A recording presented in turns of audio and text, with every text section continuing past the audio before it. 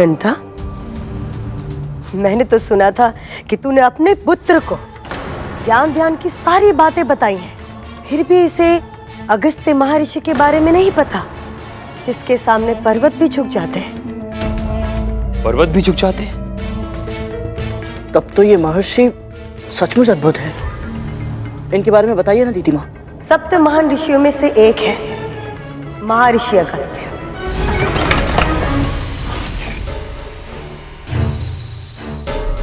इतने शक्तिशाली हैं, इतने शक्तिशाली कि एक बार उन्होंने विशाल पर्वत को भी विवश कर दिया था अपनी आज्ञा मानने के लिए।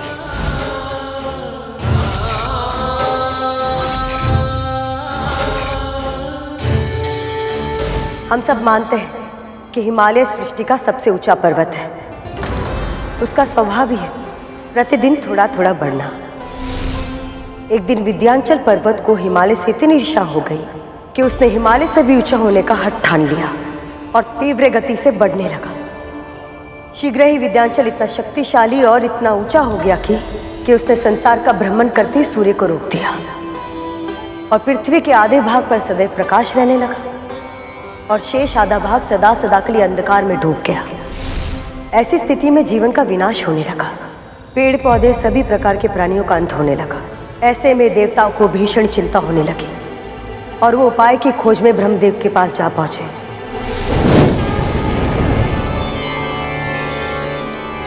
प्रणाम ब्रह्मदेव।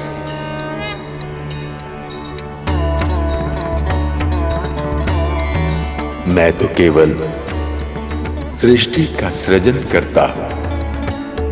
विंध्याचल को बढ़ने से रोकना मेरे सामर्थ्य में नहीं है।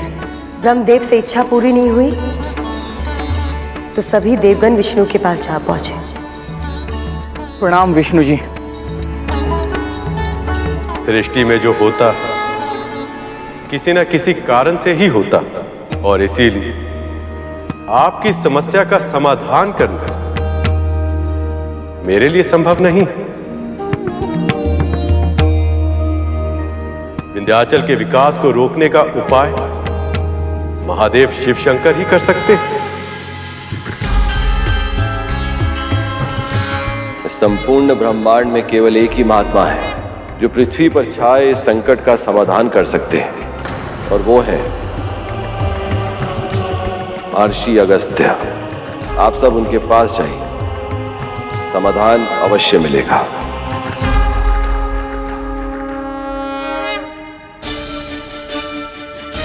प्रणाम अगस्त्य ऋषि। विंध्याचल से भी बड़ा उसका अहंकार है। एक बार वो अहंकार समाप्त हो जाए तो आपकी समस्या अपने आप समाप्त हो जाएगी। पर उसका ये अहंकार समाप्त कैसे होगा?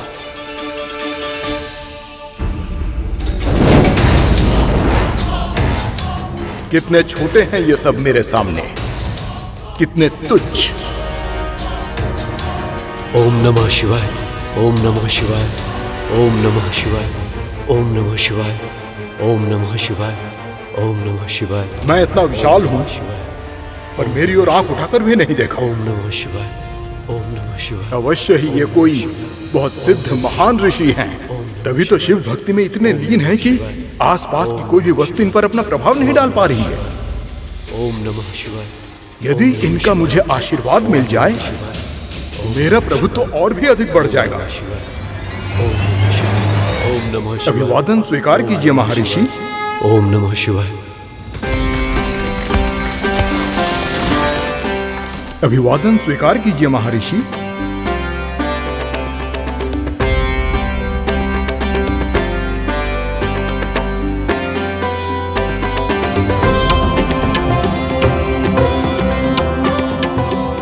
कितना मनोहर है ये सब, ये धरती, ये आकाश। इन्हीं सब से तो मेरी सुंदरता भी है।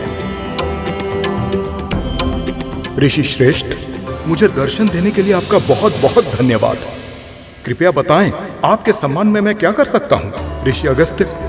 मैं दक्षिण दिशा की ओर जा रहा हूं। पर्वत श्रेष्ठ, जब तक लौट कर नहीं आता हूं आप ऐसे ही रहिएगा, दंडवत प्रणाम की मुद्रा में। यही मेरा उचित सम्मान होगा। जो आज्ञा महर्षि। महर्षि अगस्त्य ने उस दिन के बाद फिर कभी विद्यांचल पार नहीं किया। वो वहीं दक्षिण में ही बस गए। पर उनकी असीमित शक्ति का प्रमाण देता है विद्यांचल पर्वत आज भी उनकी लौटने की प्रतीक्षा में वैसे ही है, दंडवत मुद्रा में भूमि पर लेटा हुआ। पर आज वो अभिमान से रहित है और सृष्टि के विकास में अपना योगदान दे रहा है। यह तो सचमुच बहुत महान ऋषि है। इनके दर्शन करना तो सौभाग्य की बात होगी। इतना अधीर मत हो गरुड़। अभी तक उनके व्यक्तित्व के एक ही पक्ष के बारे में जाना है तुमने, पर महर्षि अगस्त्य के व्यक्तित्व में बहुत कुछ ऐसा है जो सतह से नहीं दिखाई देता। उनके बारे में जानने के लिए गहराई में उतरना होगा। तेरे पिता महर्षि कश्यप बहुत शांत है। उन्हें देखते ही शीतलता का अनुभव होता है, किंतु वहीं दुर्वासा ऋषि, जिन्हें देखते ही क्रोध की अग्नि का अनुभव होता है, किंतु महर्षि अगस्त्य इन दोनों से भी विकट है। उनका व्यवहार अप्रत्याशित होता है। वो कब क्या करेंगे, किस पर प्रसन्न होंगे, किस पर क्रोधित होंगे और किसको अपना वरदान देंगे और किसको अपना श्राप, इसका अनुमान लगाना असंभव है। पिताजी और दुर्वासा ऋषि के सामने तो सावधान रहा जा सकता है, पर जिनकी प्रतिक्रिया का कोई अनुमान न लगा पाए, उनके सामने कोई कैसे व्यवहार करे? यही भूल उन दोनों ने भी की थी। आतापी वातापी के साथ क्या हुआ था, स्मरण है ना दीदी? ये कथा तो हमने भी नहीं सुनी माँ, बताइए ना, कौन थे आतापी वतापी? आतापी वतापी दो राक्षस थे। दोनों ने संसार में अपना आतंक मचाया हुआ था। एक दिन एक व्यापारी अपने घर लौट रहा था।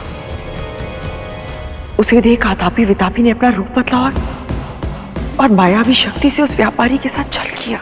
फिर आतापी ने बोला, लगता है आप बहुत दूर से आ रहे हैं। मैं इस बकरे को खाने ही जा रहा था, वो तो शिव की कृपा से आपके साथ भेंट हो गई।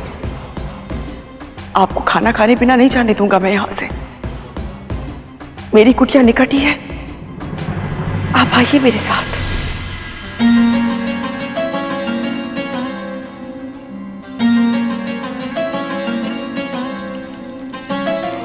भोजन बहुत ही स्वादिष्ट बनाया था आपने।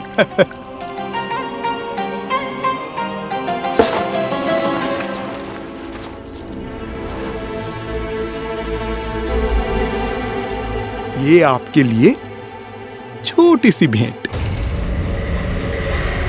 बकरा बड़ा था, भोजन स्वादिष्ट, और भेंट ये इतनी छोटी सी। वातापी, समय हो गया।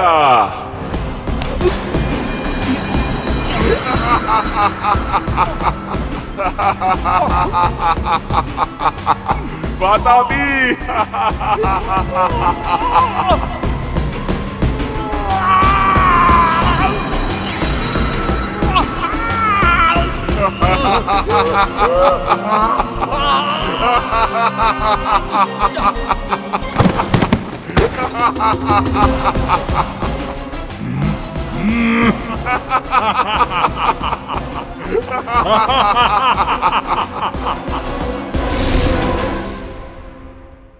ये तो विचित्र माया है। पर माँ, महर्षि अगस्त्य की कथा का इनके साथ क्या संबंध है?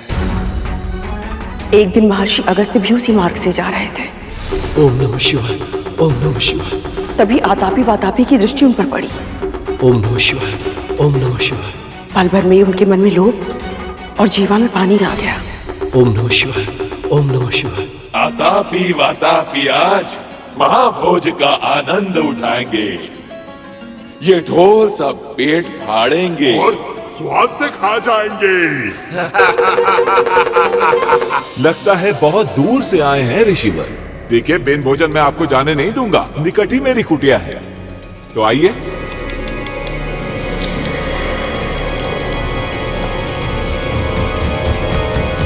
जीर्णाम जीर्णाम वातापी जीर्णाम।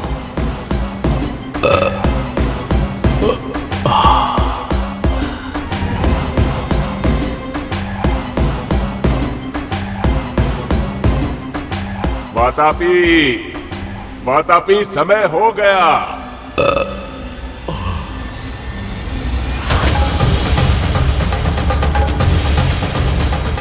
वातापी, समय हो गया। वातापी बाहर निकल। क्या किया है तूने मेरे भाई के साथ ऋषि? बता तूने क्या किया है? कहाँ है मेरा भाई? तुम्हारा भाई? मैंने कहा था, तुमने सुना नहीं? जीर्णाम जीर्णाम वातापी जीर्णाम। इस मंत्र के उच्चारण से भारी से भारी भोजन पचा सकते हैं। तुझे इसका दंड मिलेगा।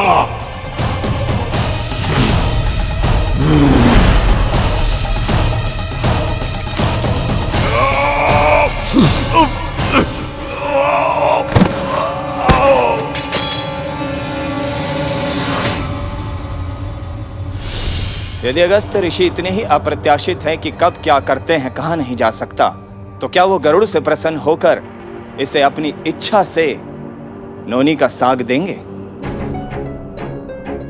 ये कार्य कठिन है, परंतु असंभव नहीं। महारानी, नोनी का साग मैं ले आऊंगा, वो भी समय से पहले।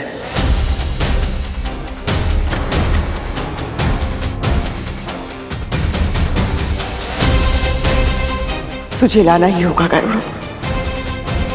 मेरे पुत्रों के प्राण अधर में है। अवश्य लाऊंगा महारानी, फिर चाहे मुझे अपने प्राण ही क्यों ना देने पड़े।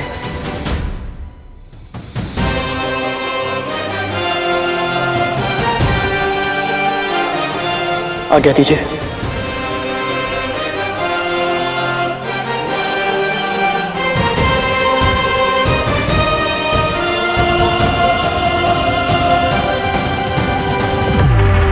मैं गरुड़ के असफल होने की प्रतीक्षा नहीं कर सकती। मुझे स्वयं ही ये निश्चित करना होगा कि इनसे कोई चूक हो जाए और ये जीवित पुत्रिका के व्रत विफल हो जाए। पर कैसे करूं ये? कैसे?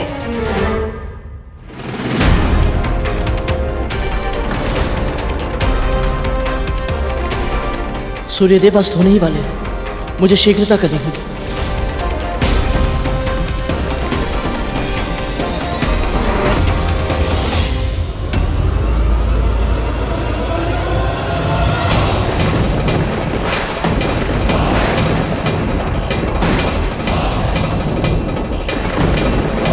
यमदूत यहाँ?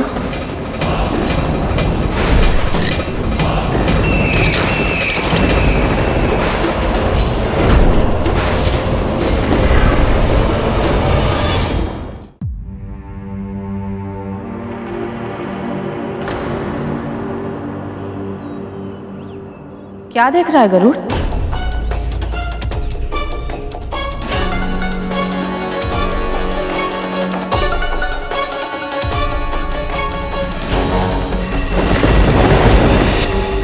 क्या हुआ? बोल। पता नहीं मां, विचित्र सा भय लग रहा है। मैं जानता हूं मैंने क्रोध में आकर अपने भाइयों को कहा था यदि उन्होंने आप पर अत्याचार किया तो मैं उन्हें ऐसी अवस्था में पहुंचा दूंगा कि वो ईश्वर से अपनी मृत्यु की कामना करेंगे। और आज जब सच में उनके प्राण संकट में है तो बोले गए शब्द धनुष से छूटे तीर की तरह होते हैं गरुड़। चाहकर भी उन्हें वापस नहीं लौटाया जा सकता। पर इस समय तो इन नकारात्मक विचारों को मन में मत आने दे। अभी जो कार्य करना है उस पर ध्यान दे। सच कहूं तो इस आपदा में भी एक वरदान मिला है तुझे। हाँ गरुड़, महर्षि अगस्त्य से भेंट का अवसर किसी सौभाग्य से कम नहीं है। जब वो तेरे सामने आए ना तो तू उन्हें दंडवत प्रणाम करना। तब तक भूमि से मत उठना जब तक वो तुझे आशीर्वाद ना दे दे। यदि उन जैसे महान ऋषि का वरद हस्त तेरे सर पर होगा तो तेरे भाइयों के साथ कोई अहित नहीं होगा। गहरी श्वास ले गरुड़, अन्य सभी चिंताओं को अपने मस्तिष्क से निकाल दे। अपने मन को विचार शून्य कर ले। केवल वर्तमान में जो कार्य करना है ना, उस पर ध्यान केंद्रित कर।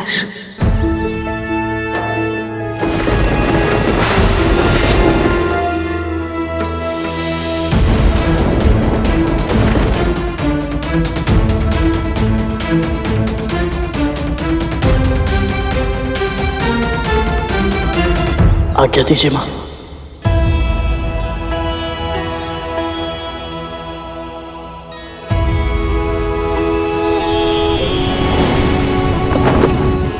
हे नारायण, इसे सफल बनाइए।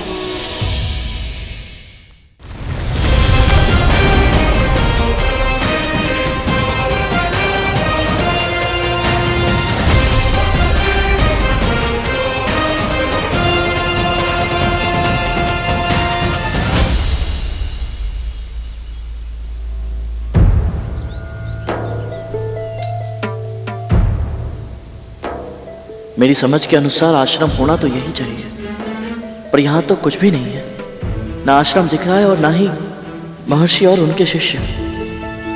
कहीं मैं किसी और स्थान पर तो नहीं आ गया? ओम नमो नारायणाय नमः। ओम नमो नारायणाय नमः। पूर्ण विश्वास के साथ से तो यही कह सकता हूं, परंतु मुझे यहाँ के वातावरण में एक विशेष प्रकार की ऊर्जा का अनुभव हो रहा है।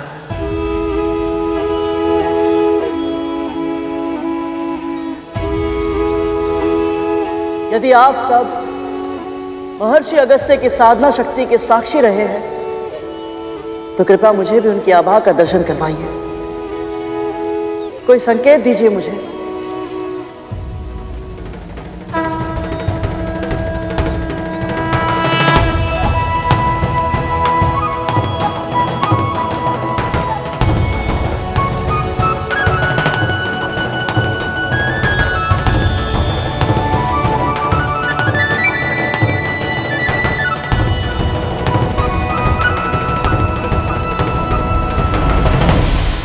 इसका अर्थ यह है कि मैं सही स्थान पर हूं।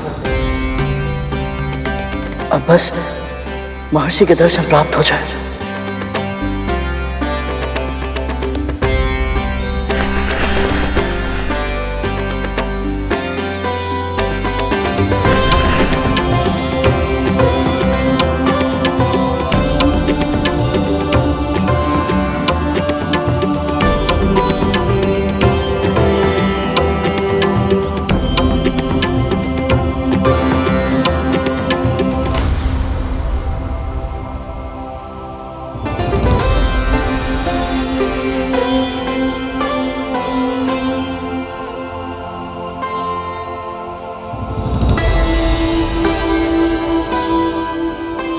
शिवाय।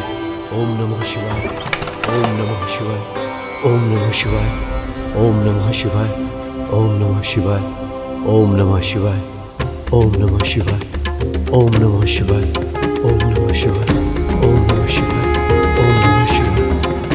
शिवाय। ओम नमः शिवाय। ओम नमः शिवाय। ओम नमः शिवाय।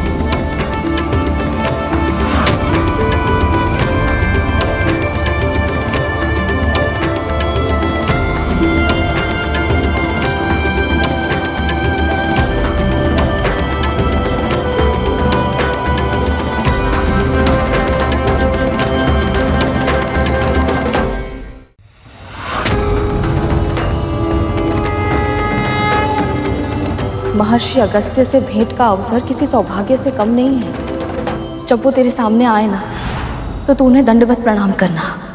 तब तक भूमि से मत उठना जब तक वो तुझे आशीर्वाद ना दे दे।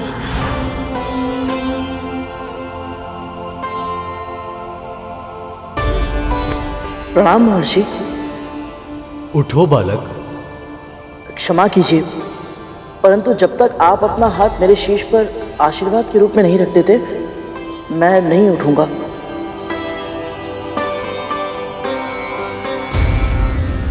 इस दासी ने तुझ पर हाथ उठाया कद्रू, और तुमने इसको तन तक नहीं दिया। ऐसे नियंत्रित करी तुम इस विंता और उसके पुत्र को? मैं मानती हूँ कद्रू कि क्रोध ना करके तुम अपनी जीवित पुत्रिका के व्रत को व्यर्थ नहीं करना चाहती, क्योंकि तुम्हारे पास ये अंतिम उपाय है अपने पुत्रों के प्राण बचाने का। पर यदि तुम इन दोनों को उनकी मर्यादा नहीं सिखाओगी तो देखना कद्रू, ये दासी एक दिन तुम्हारे शीश पर बैठकर राज करेगी और तुम सिर्फ चुपचाप देखने के सिवाय कुछ नहीं कर पाओगी। ये स्वयं तुम्हें थप्पड़ मार सकती है। तो कल्पना करो कि भविष्य में वो अपने विशाल विकट पक्षी से क्या क्या करवाएगी। तुम हंस रही हो कद्रू? स्वर्ग में तुम्हें बहुत अच्छी नींद आती होगी ना दीदी? तुम्हें स्वप्न देखने की इतनी लत लग चुकी है कि तुम दिन में भी स्वप्न देखने लगी हो। एक तो दिवा स्वप्न, ऊपर से इतना आनंददायक। हंसू नहीं तो क्या करूं?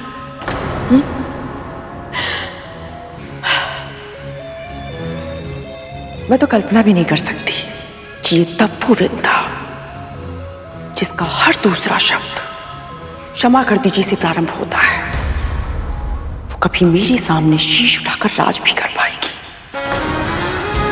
वो मेरे समक्ष एक चींटी के समान है।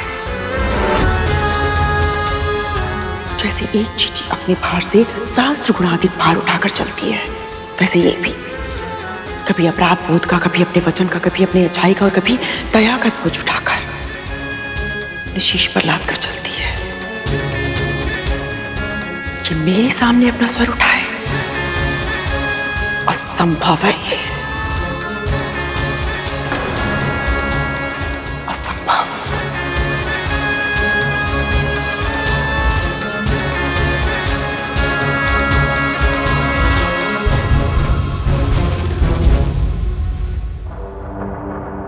सही कहा तुमने कद्रू। ये विंता एक चींटी जैसी ही है, पर किसी चींटी को सताना, उसे मारना, ये बहुत बड़ा महापाप होता है, जिसका तुम्हें आभास भी नहीं है कद्रू। कद्रू, कद्रू बहुत बहुत धन्यवाद ऐसा उपाय देने के लिए। अब देखना कद्रू, ये छोटी सी चींटी ही तुम्हारे इतने बड़े व्रत को कैसे भंग करती है। बड़े ही हठी बालक हो तुम। आपसे हट करने की धृष्टता तो मैं स्वप्न में भी नहीं कर सकता। ये तो मेरी माँ की आज्ञा है गुरुदेव। उनकी आज्ञा का उल्लंघन मैं कभी नहीं कर सकता। गुरुर ब्रह्मा गुरुर विष्णु गुरुर देवो महेश्वर गुरु साक्षात परब्रह्म तस्मै श्री गुरुवे नमः। जिन गुरु के आगे त्रिदेव भी सम्मान से शीश झुकाते हैं, तुम उन्हीं गुरु की आज्ञा से अधिक अपनी माँ की आज्ञा को महत्व दे रहे हो। श्री गंगा जी के समान कोई और तीर्थ नहीं, श्री विष्णु के समान कोई और प्रभु नहीं, शिव के समान कोई पूज्य नहीं और माँ के समान कोई और गुरु नहीं। आप मेरे समानीय है गुरुदेव, परंतु संसार में माँ का स्थान कोई और कैसे ले सकता है भला? आप ही बताइए। तुम्हारी माँ ने तुम्हें उत्तम शिक्षा दी है गरुड़।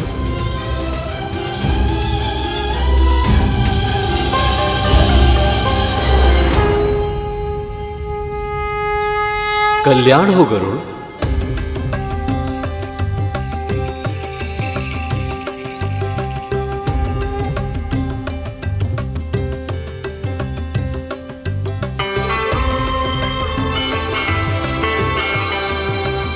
महर्षि, आप मुझे पहचानते हैं? मेरी माँ ने बताया था आप सर्वज्ञाता है, सब कुछ जानते हैं, परंतु स्वयं आपकी महानता का अनुभव करना अद्भुत है मेरे लिए। आप कैसे? जीवित पुत्री का व्रत के लिए नौनी का साग लेने आए हो ना?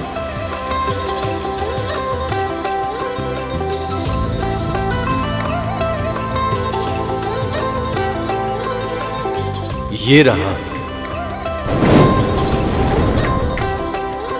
ले लो।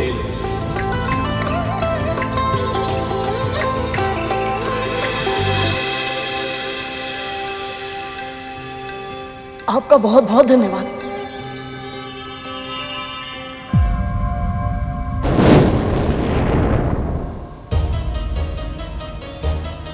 महर्षि,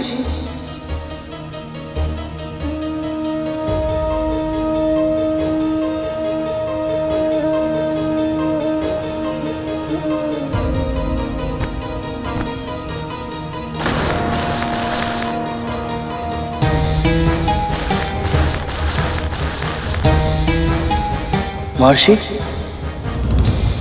सही टोकरी पहचान लो और नोनी का साग लेकर जाओ।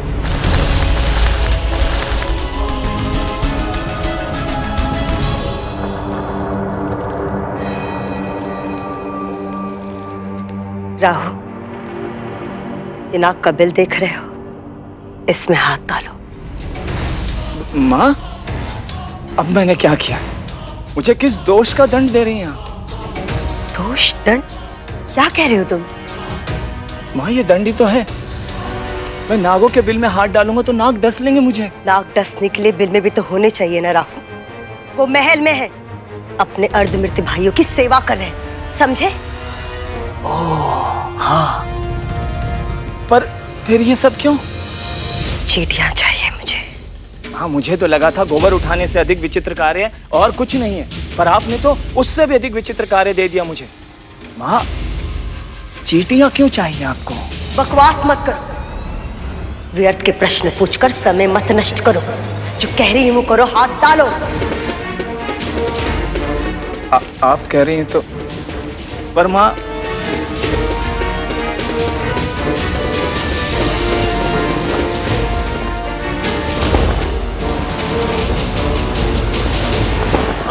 छी, माँ, चींटियां कैसे चल रही है मेरे तन पर? माँ, ये चींटियां तो काट रही हैं। यही तो उनकी सुंदरता है, किसी भी सतह पर चलने लगती है, बिना किसी स्वर के और बिना किसी का ध्यान आकर्षित किए। चुपचाप शीघ्र करो राम।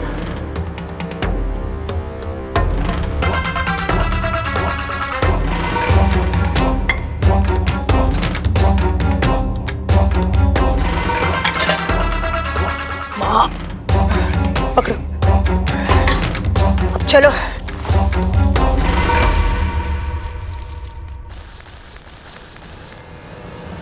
ये कैसा खेल है? महर्षि ने तो पूरी तरह से भ्रमित कर दिया।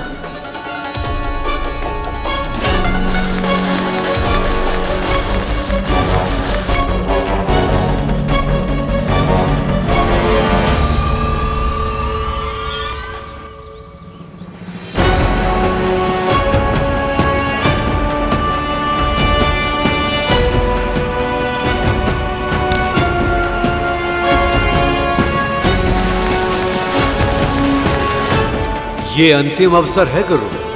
यदि तुमने इस बार चूक कर दी तो तुम्हें नोनी का साग लिए बिना ही लौटना होगा।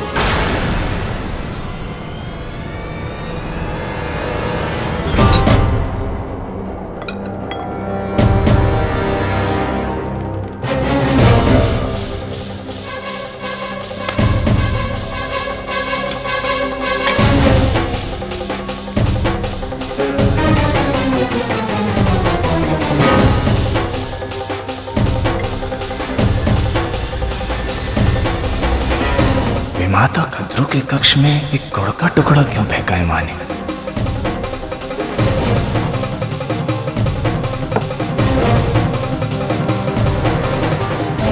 राहु, पकड़ो इसे ध्यान से।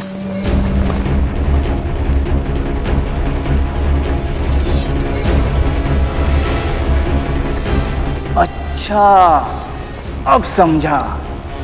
विमाता कद्रू इस चटाई पर लेटेंगे और उनके भार से दबकर सारी चींटियां अवश्य मर जाएंगी और उन्हें जीव हत्या का महापाप लगेगा और उनका व्रत भंग हो जाएगा। वाह माँ वाह। नहीं राहु, इतने शीघ्र प्रसन्न मत हो। इस कार्य को सफलता तब मिलेगी जब कद्रू वृंदा से दूर रहेगी और ये कार्य तुम करोगे। अवश्य मां। जाओ।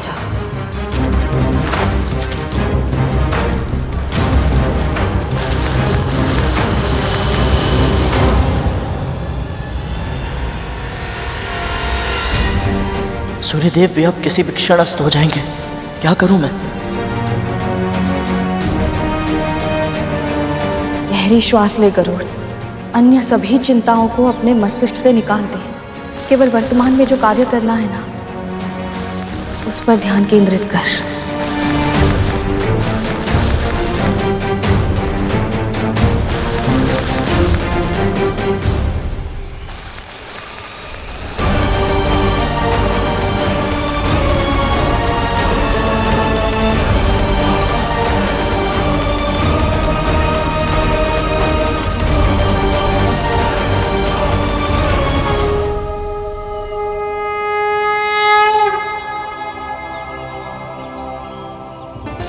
क्षमा करें गुरुदेव, मैं समझ गया।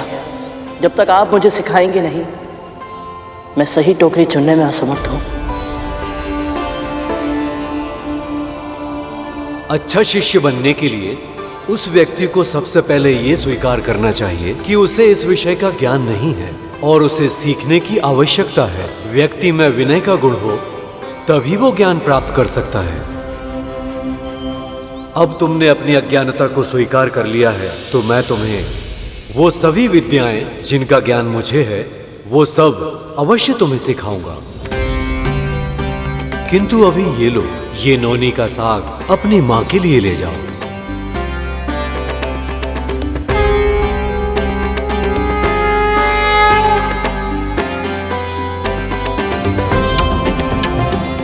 आपका बहुत बहुत धन्यवाद मौसी।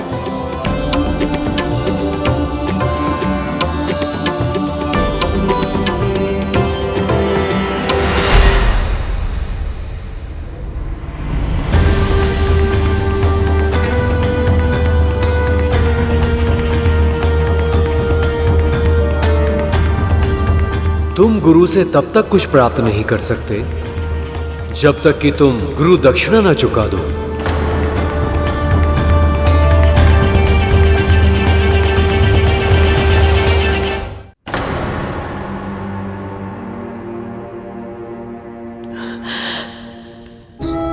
मैं जानती हूं आज तुम सब बहुत कष्ट में हो। जीवन के लिए इतना संघर्ष करना होगा, कभी सोचा भी नहीं होगा तुम सबने।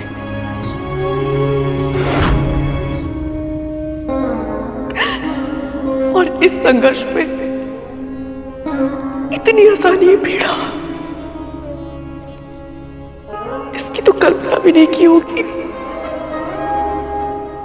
किंतु स्मरण रहे, तुम सबने कद्रू की गर्भ से जन्म लिया है। इस सृष्टि में आने का एक ही उद्देश्य है तुम सबका, त्रिलोक पर शासन करना। तुम सब हार नहीं मान सकते। नहीं, अपने आंतरिक बल को संचित करो मेरे पुत्रों, संचित करो। शीघ्र ही मेरा व्रत पूरा हो जाएगा, तुम सब फिर से जी उठोगे। बस तब तक के लिए। कद्रू, ये सब तुम्हें सुन नहीं सकते। पर क्यों दीदी? जब डिम्बे थे तब तो सुन लेते थे ना। फिर अब मेरा स्वर इन तक क्यों नहीं पहुंचेगा? हाँ, मैं जानती हूं अभी ये केवल मुझे उत्तर नहीं दे रहे हैं, किंतु मुझे पूरा विश्वास है ये सब मुझे सुन पा रहे होंगे। कद्रू, तुम्हारे मन में जो बवंडर उमड़ रहा है उसका अनुमान है मुझे, पर यदि तुम पीड़ा में इस तरह डूब जाओगी तो तुम्हारे पुत्र को स्थिति से बाहर निकलने के लिए जो उपाय है, तुम्हारा व्रत कैसे कर पाओगी? पूरे दिन से तुम कितना थक गई हो तुम्हें आभास भी है नहीं ना? और कल तुम्हें ब्राह्मणों का भोज का आयोजन भी तो करना है। अब चलो चलो कद्रू, विश्राम करो। माँ, मैं जानता हूं आपका मन विचलित है, पर माँ, तन को नींद की आवश्यकता होती है। अभी आपका व्रत समाप्त नहीं हुआ, कल आपको ऊर्जा की अधिक आवश्यकता पड़ेगी। जी माँ, अपने लिए ना सही, हमारे लिए, हमारे भाइयों के लिए स्वयं के ऊपर इतना अत्याचार मत कीजिए माँ। चलिए तनिक विश्राम कर लीजिए। चलिए माँ।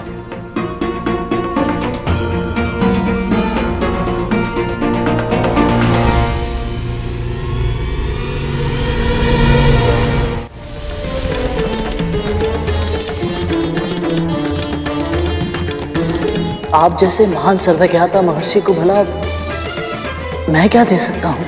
कुछ अधिक नहीं, बस वो दे दो जो एक पक्षी को सबसे अधिक प्रिय होता है। एक पक्षी को सबसे अधिक प्रिय तो उसके पंख होते हैं।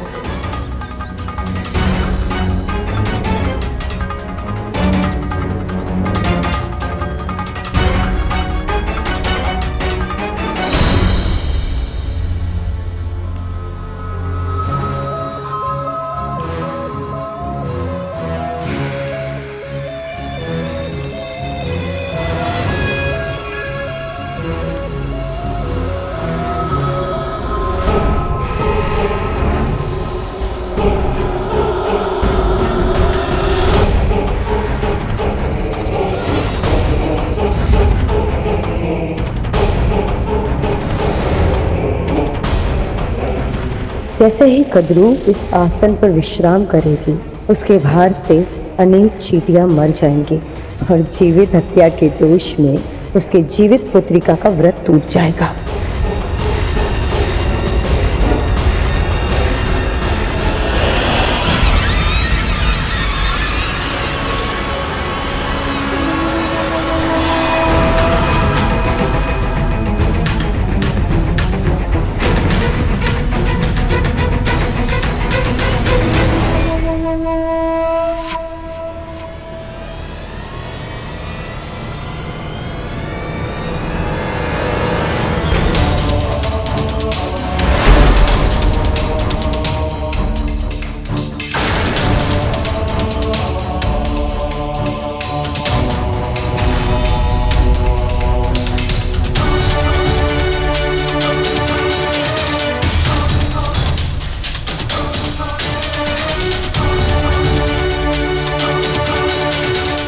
क्षमा करें महर्षि, परंतु आपकी इस आज्ञा का पालन करने में मैं असमर्थ हूं।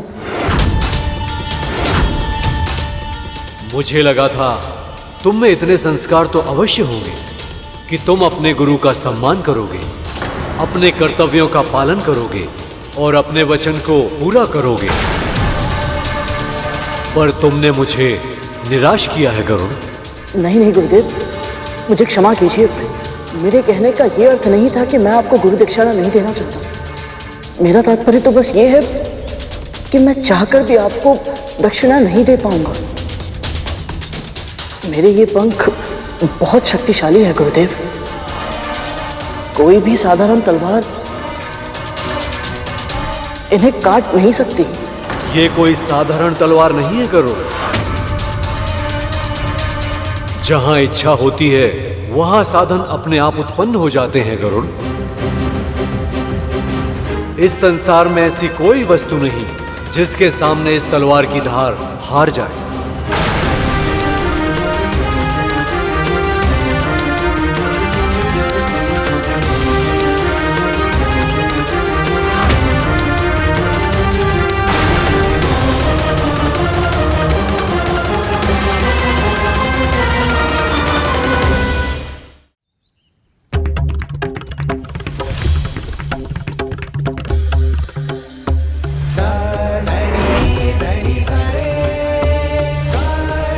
बस वो दे दो जो एक पक्षी को सबसे अधिक प्रिय होता है।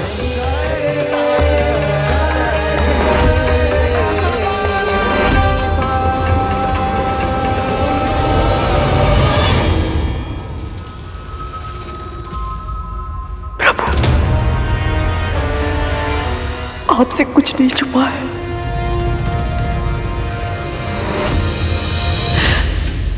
आप स्वयं जानते हैं कि ये व्रत मैंने बहुत मन से किया है। यदि भूल से भी कोई भूल हो गई हो तो मुझे क्षमा कर देना। मैं जानती हूँ आपके प्रति मेरी श्रद्धा में कोई कमी रह गई है, किंतु विंता तो आपकी परम भक्त है ना प्रभु। वो भी मेरे पुत्रों के लिए प्रार्थना कर रही है, उसने भी व्रत रखा है। विंता की पुकार सुन लीजिए प्रभु, सुन लीजिए, क्योंकि यदि मेरे पुत्र को कुछ हुआ तो उसका भी पुत्र जीवित नहीं रहेगा। कद्रू,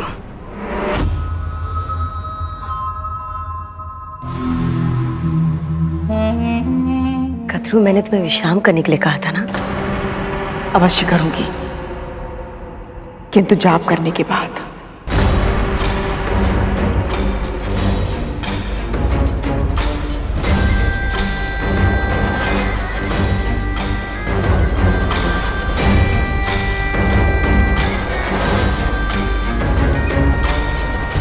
एक बार दिखाती हूँ कद्रू दीदी को। जाप कितनी बार करोगे? 108 बार। 108 बार? कम है ना 108 बार? 1008 बार करूंगी।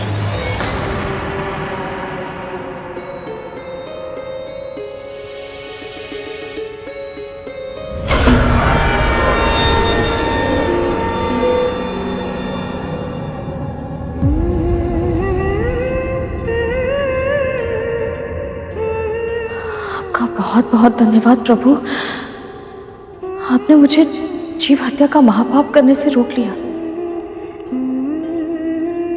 पर ये इतनी सारी चींटियां,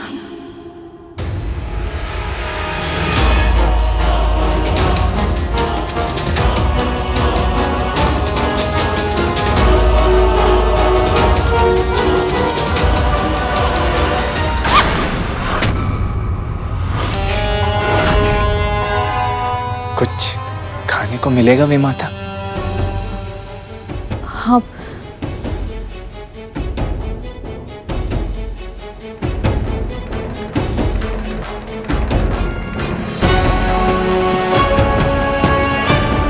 बस अब किसी भी पल चींटियों की जीव हत्या के दोष से कद्रू का व्रत टूट जाएगा।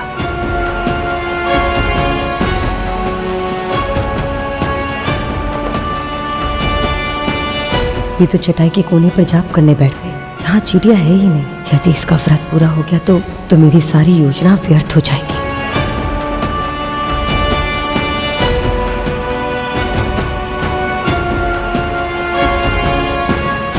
ओम नमो नारायणाय नमः।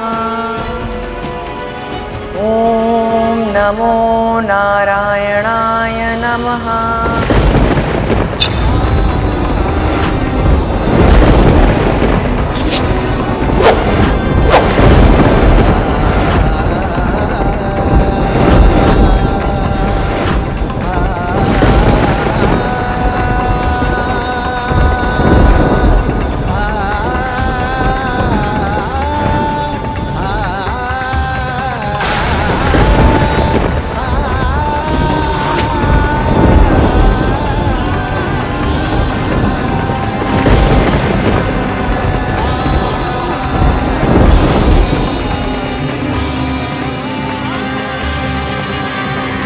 आप फिर से अरुण भैया के जन्म के दिन के बारे में सोच रही है ना माँ?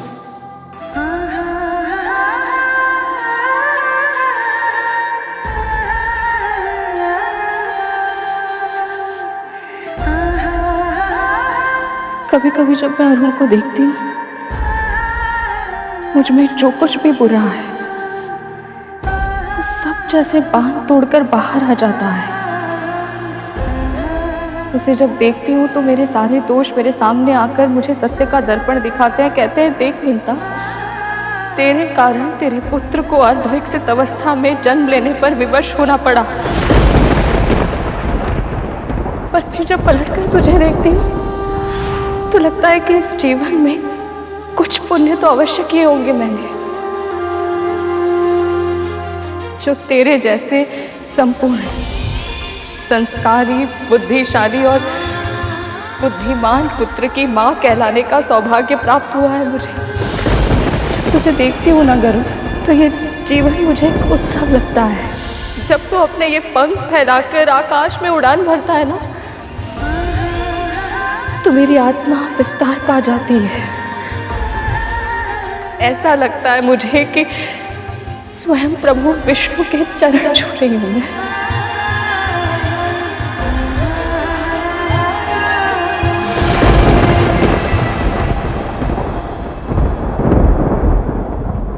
पंख कट गए तो मैं अपनी मां को दास्ता से मुक्त कैसे करा पाऊंगा? अपने भाइयों को दिया वचन कैसे निभा पाऊंगा? पिताजी की आशाओं को पूरा कैसे कर पाऊंगा? और सबसे आवश्यक तो ये है कि बिना पंखों के मैं समय से पहले महल कैसे पहुंच पाऊंगा, ताकि मेरी दोनों माओं का व्रत सफलतापूर्वक पूरा हो जाए और मेरे नाग भाइयों के प्राणों की रक्षा हो पाए।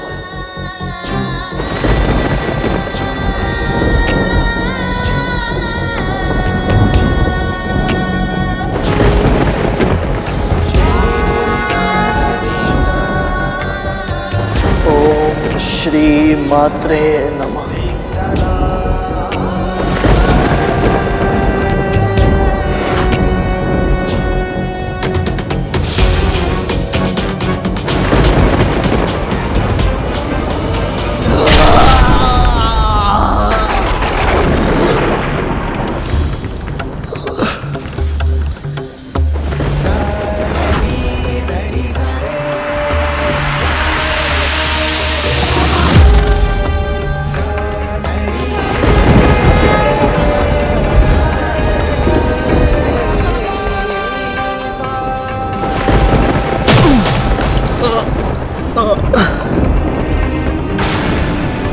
हे नारायण, मुझे अचानक इतनी पीड़ा क्यों हो रही है?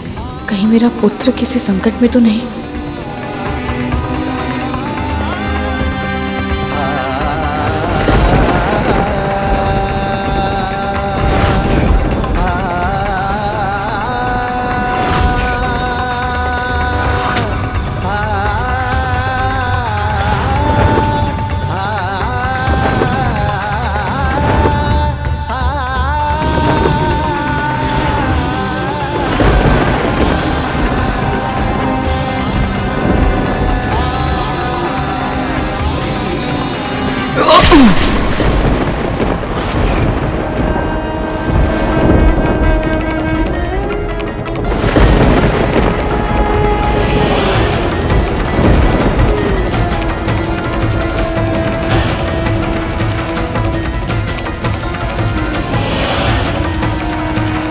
मैं आपको वचन देता हूँ भैया, मैं माँ को दास्ता से मुक्त अवश्य कराऊंगा।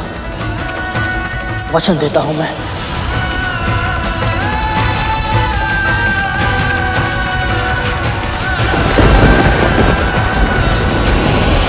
पुत्र गरुड़, अपने उद्देश्य को भूलकर तुम यहाँ क्यों रुक गए? एक बार किसी कार्य को करने का निश्चय कर लो तो फिर मन को भटकने नहीं देना चाहिए। जाओ और अपने लक्ष्य को पूरा करो।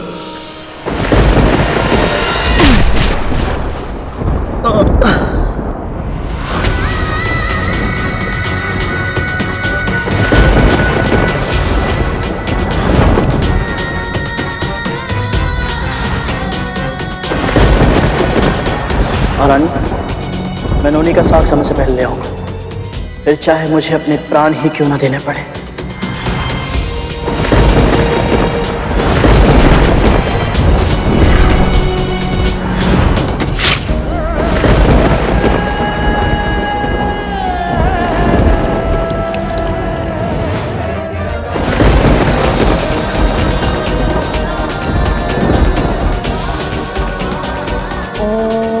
नमो नारायणाय नमः।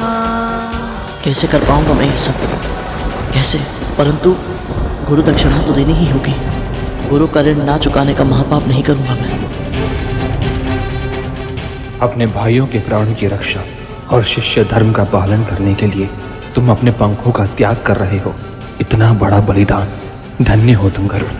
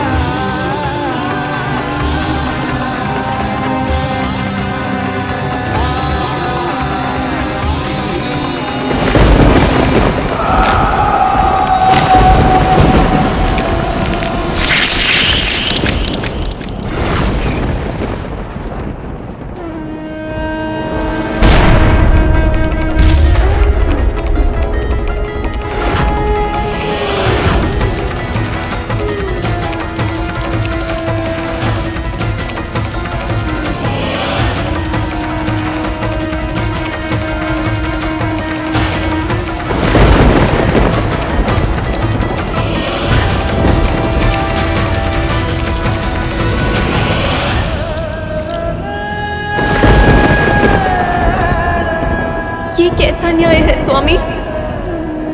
विंता ने पिछले जन्म में ऐसे कौन से पाप किए थे कि उसके एक पुत्र का पांव नहीं है और अब दूसरे पुत्र के पंख भी नहीं रहे।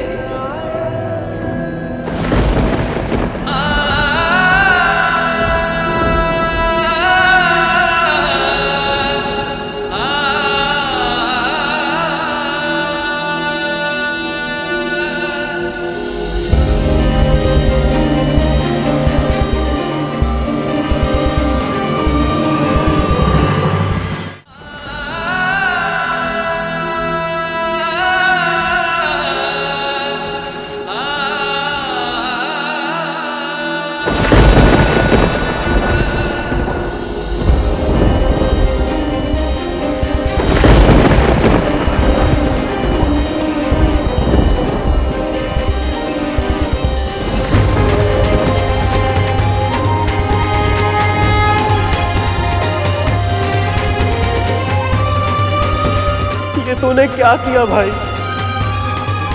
अब हमारी माँ को उनके कष्टों से मुक्त कैसे करवाएगा तू?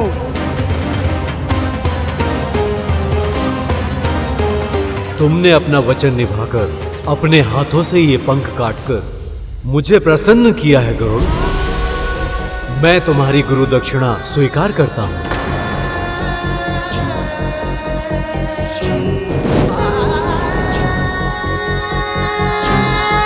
ये लो, ये नोनी का साग ले जाओ और अपने भाइयों के जीवन की रक्षा करो गरुड़।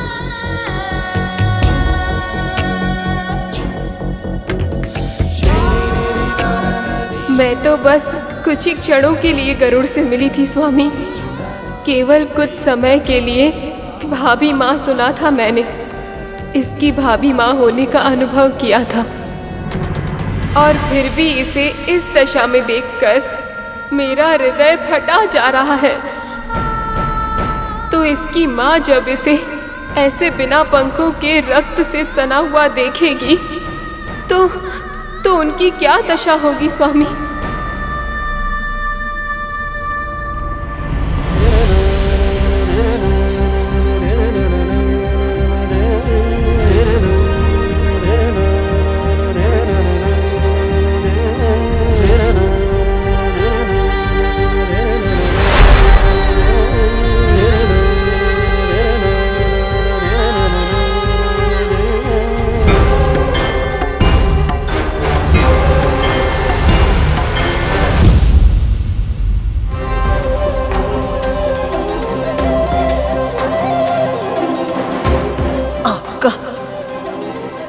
बहुत बहुत धन्यवाद गुरुदेव।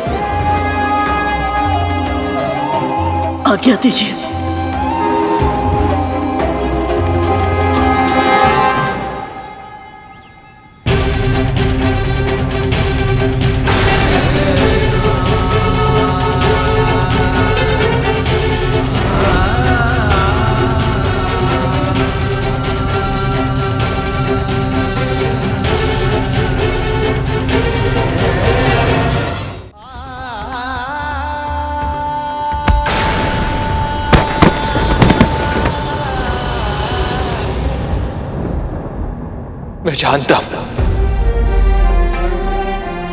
मैं जानता हूं कि मुझे सांसारिक घटनाओं से स्वयं को तटस्थ रखना है, किंतु गरुड़ की यह पीड़ा मुझसे देखी नहीं जा रही। पंख कटने से जितनी पीड़ा उसके तन को हो रही, उससे कई अधिक पीड़ा उसका मन सह रहा कि अब वो अपने नाग भाइयों के जीवन की रक्षा कैसे करेगा। जिन नागों ने मां कद्रू ने इसे और इसकी मां को इतने कष्ट पहुंचाए, ये उनके कष्ट के लिए व्याकुल हो रहा है जो सदैव परोपकार की भावना अपने मन में रखता है। महर्षि अगस्त्य उनके साथ इतने कठोर कैसे हो सकते हैं? प्रभु, गरुड़ के पंख ही नहीं रहेंगे तो केवल विंता मां का ही नहीं, सभी भक्तों का अपने ईश्वर से विश्वास उठ जाएगा। हे प्रभु विष्णु, हे नारायण, ये कैसी लीला है आपकी।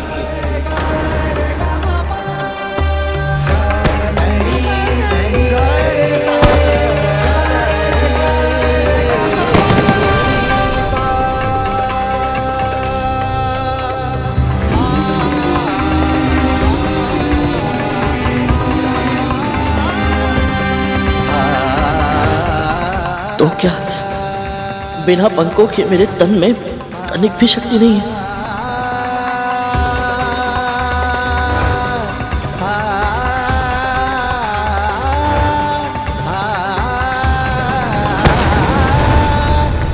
एक पक्षी को उसके पंख इसीलिए सबसे अधिक प्रिय होते हैं क्योंकि उसमें उसके प्राण बसते हैं। अब पंख नहीं रहे तो मेरे प्राण भी नहीं रहेंगे।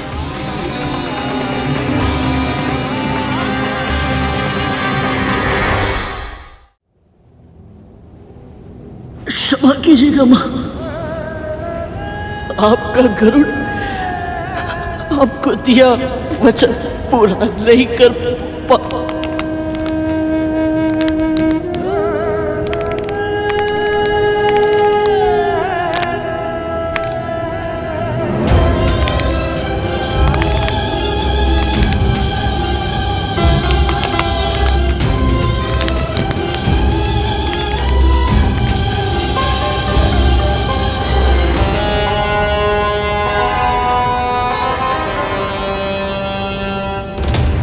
विमाता, और भोजन दीजिए ना।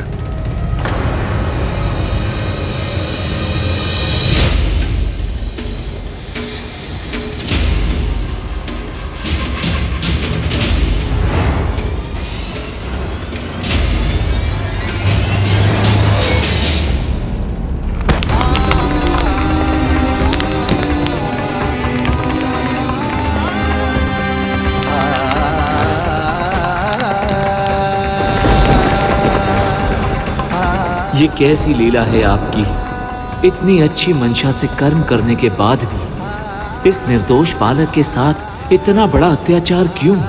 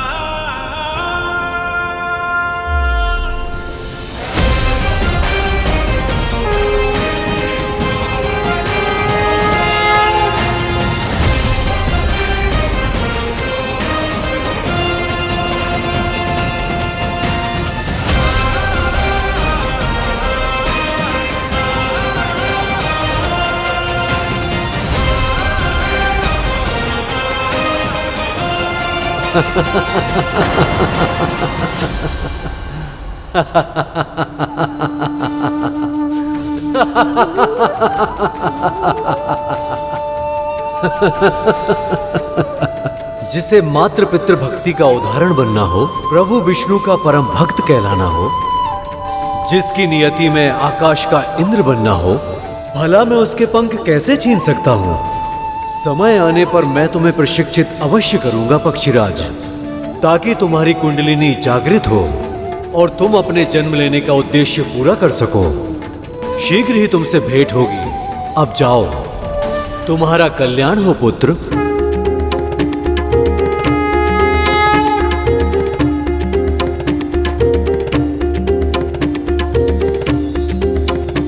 यशस्वी भवा।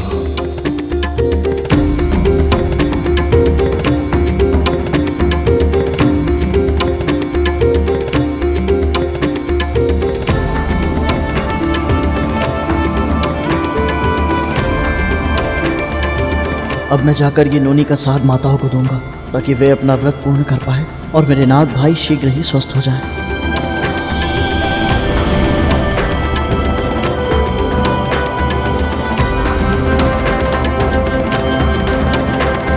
ओम नमो नारायणाय नमः। ओम नमो नारायणाय नमः। ओम नमो नारायणाय नमः। गुड़ को खतरों के निकट कर देती हूँ, ताकि चींटियां भी उसके निकट चली जाए। ओम नमो नारायणाय नमः। ओम नमो नारायणाय नमः।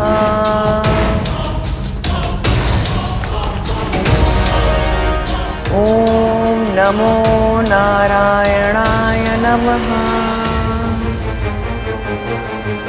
ओम नमो नारायणाय नमः। अब देख कतरो, तेरे नारायण भी तुझे इस हत्या के पाप से बचा नहीं पाएंगे।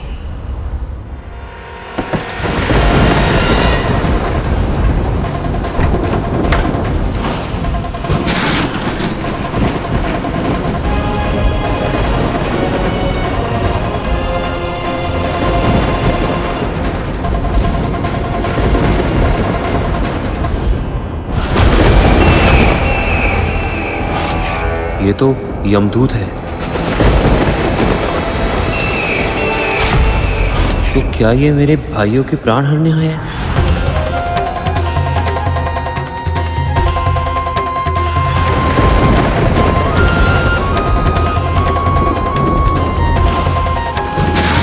आलिया,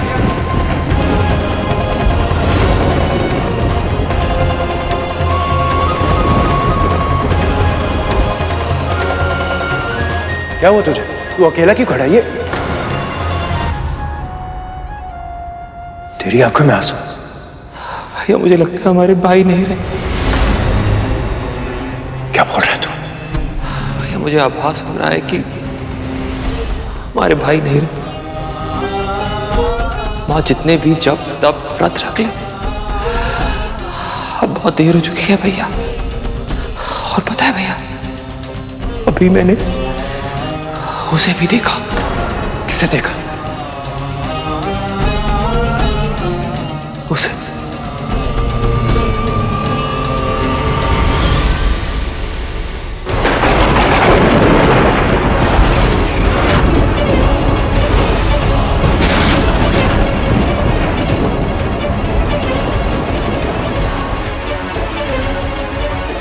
भैया,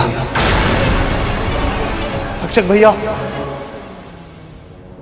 भैया इतने क्षण बीत चुके हैं, हमारे भाइयों ने अपनी पलकें भी नहीं झपकाई है।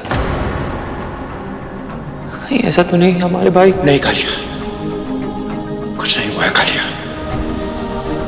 मुझे विश्वास है अभी समय है, आशा शेष है अभी। ये हमारी मां का जब तप और व्रत का परिणाम है कि यमदूत महल के इतने निकट होते हुए भी महल के अंदर प्रवेश नहीं कर पाया। और यदि हमारी मां का व्रत सफल हुआ तो ये कभी महल में प्रवेश नहीं कर पाएगा कालिया। सत्य क्या भैया आपने? बस एक बार हमारे भाई स्वस्थ हो जाए, उस गरुड़ को ऐसा दंड दूंगा कि उसकी आत्मा कांप उठेगी। क्या हुआ? कुछ काटा भैया।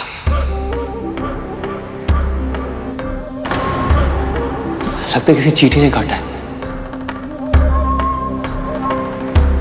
नहीं कालिया, नहीं। यदि तूने जीव हत्या की तो इस चींटी के प्राण लेने के लिए यमदूत को महल में प्रवेश करने का अवसर मिल जाएगा। और एक बार ये प्रवेश कर गया तो सही कहा भैया आपने, सही कहा। पर ये एक चींटी नहीं है, तो चींटियों का समूह है। ये आ कहां से रही है? ये जा कहां रही है?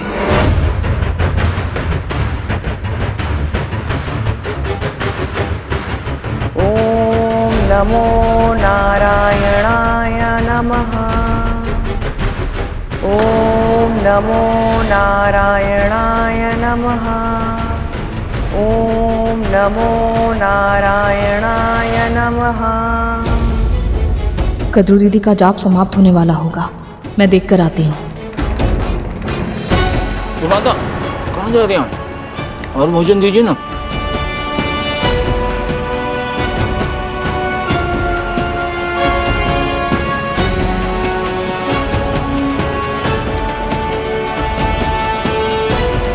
ओम नमो नारायणाय नमः। बस किसी भी तरह से कद्रू से जीव हत्या हो जाए और उसका ये जीवित पुत्रिका का व्रत टूट जाए।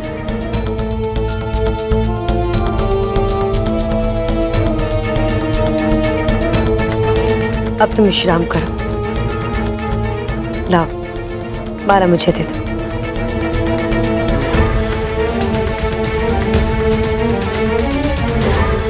ये तो माँ के कक्ष की ओर जा रही है।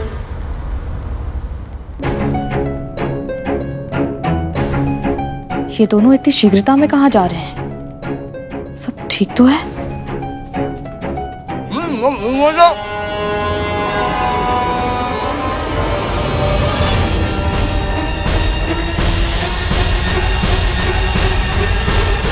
नहीं मां, रुको।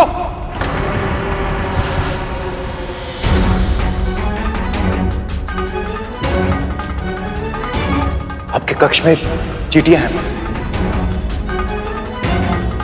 झरोखे से सीधा आपकी चटाई के नीचे आई।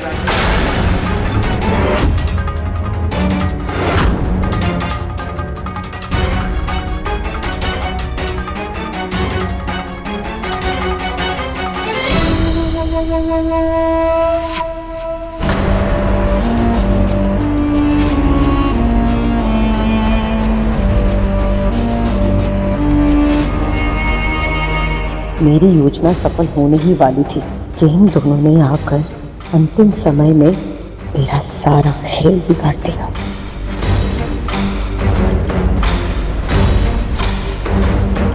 ये देखिए माँ,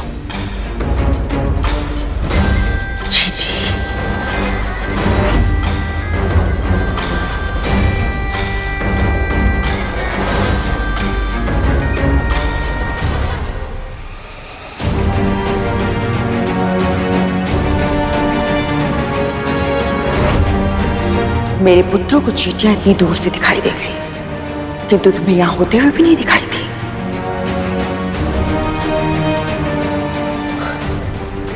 खतरू, तुम इतनी सुंदरता से माला जप रही थी, मैं बस तुम्हें देखती रह गई। समय इसके साथ है, क्योंकि इस समय से कुछ नहीं कह सकती मैं। क्रोध में कहे अपशब्दों से व्रत टूटने का भय है।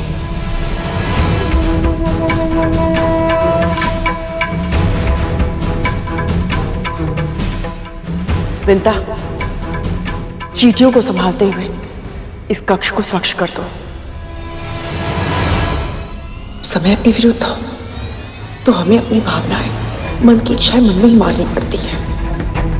अब मैं समझी कि ये सब विंता के लिए कितना कष्टप्रद होता होगा। पर एक बार मेरे पुत्र स्वस्थ हो जाए, फिर मैं दीदी का भी ऋण चुकता करूंगी और करुण का भी।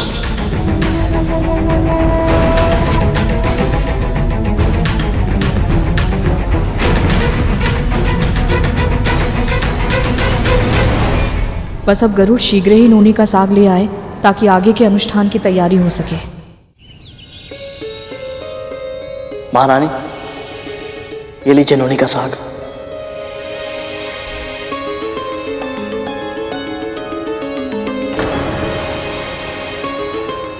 तू नोनी का साग ले आया? वो भी महर्षि अगस्त्य से? इतनी शीघ्र? कैसे? हाँ गरुड़, इतना कठिन कार्य तूने इतनी आसानी से कैसे कर लिया? मैं तो केवल माध्यम हूं। सत्य तो यह है कि मेरे साथ दोनों माओं के व्रत की शक्ति है, इसीलिए सभी कार्य समय पर हो पा रहे हैं।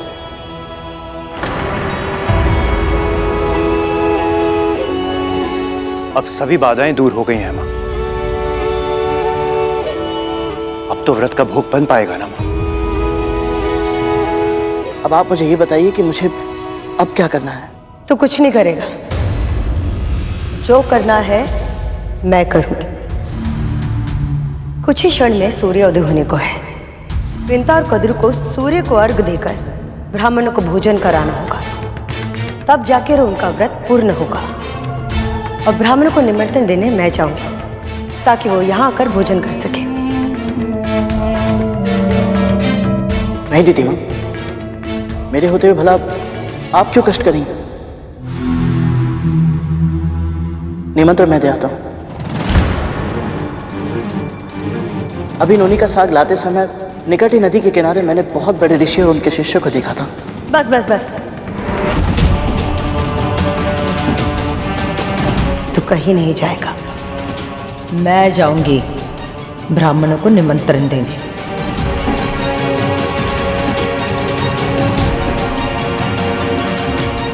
दीदी सही कह रही है गरुड़। तुम अर्घ और भोग की तैयारी करने के लिए अपनी मां के साथ जाओ।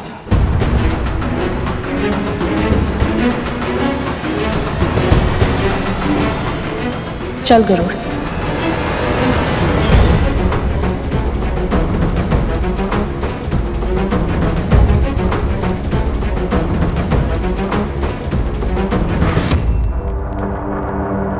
वाह, अब कौन सी चाल चल रही है आप?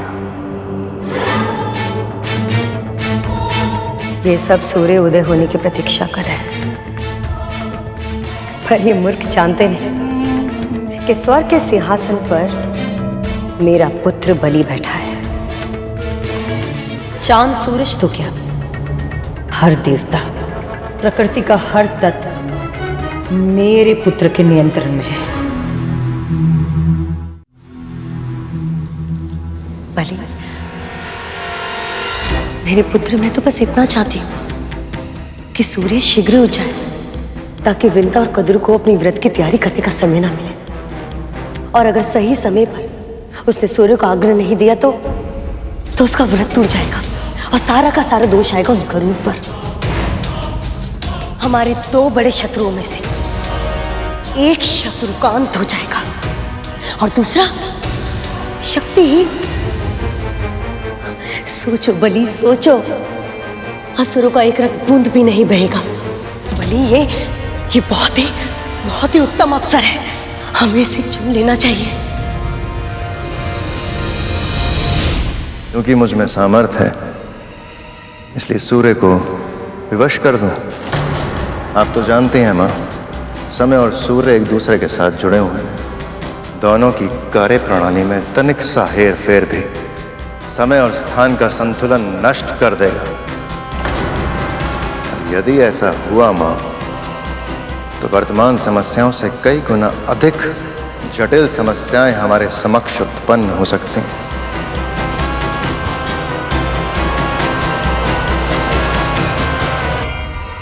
तुम बहुत सोचते हो बलि, बहुत सोचते हो, दूसरों के बारे में स्वयं से ज्यादा। कभी कभी तो मुझे लगता है कि तुम्हें सारे गुण केवल अपने पिता के, अपनी मां का एक भी गुण नहीं है तुम में। मैं आपको दुखी नहीं करना चाहता हूं, किंतु आप जो कह रही हैं वो भी उचित नहीं है।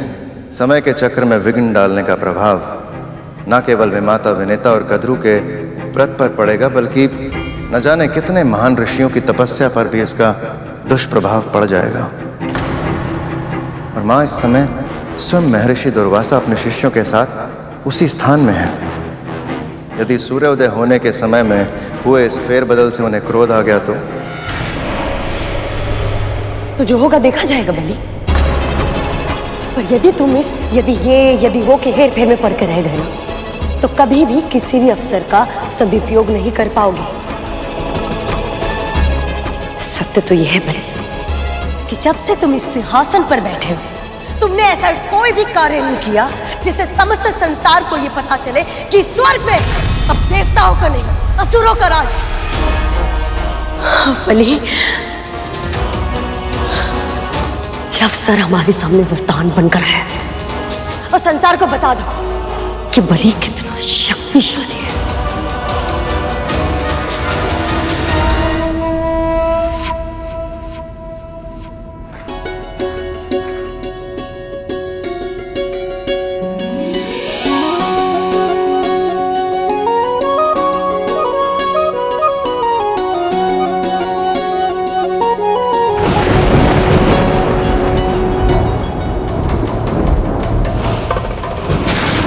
यमदूत यहाँ?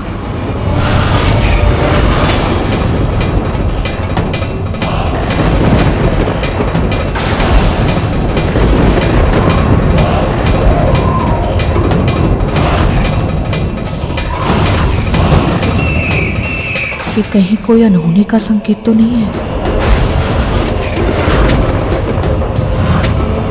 अभी तो व्रत भी संपन्न नहीं हुआ। इनका आना कहीं घायल नागों के प्राणों पर संकट तो नहीं?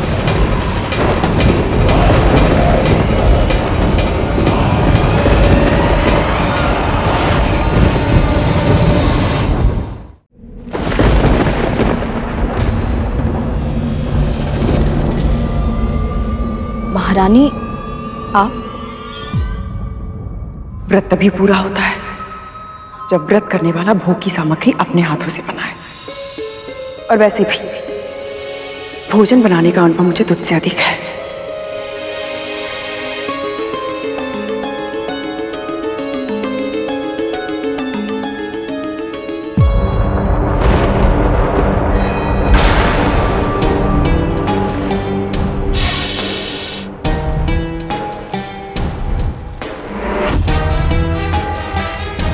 ऐसे घूरता रहेगा या कुछ कार्य भी करेगा? दूध का भगोना इधर लाकर रख। अकर्तव्यम न कर्तव्यम प्राणे कंठ गतैरपि कर्तव्यमेव कर्तव्यम प्राणे कंठ गतैरपि।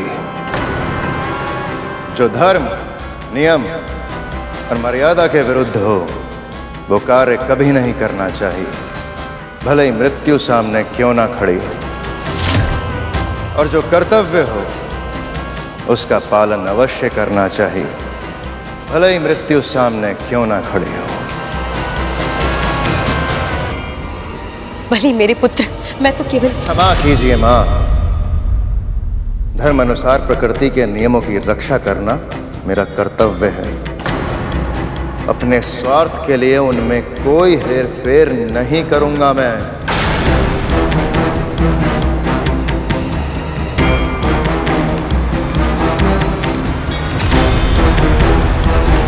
अगर बलि ने मेरी बात नहीं मानी और अगर सूर्य समय पर आ गया तो यमदूत कद्रु के पुत्रों के प्राण हरने में सफल नहीं हो पाएगा।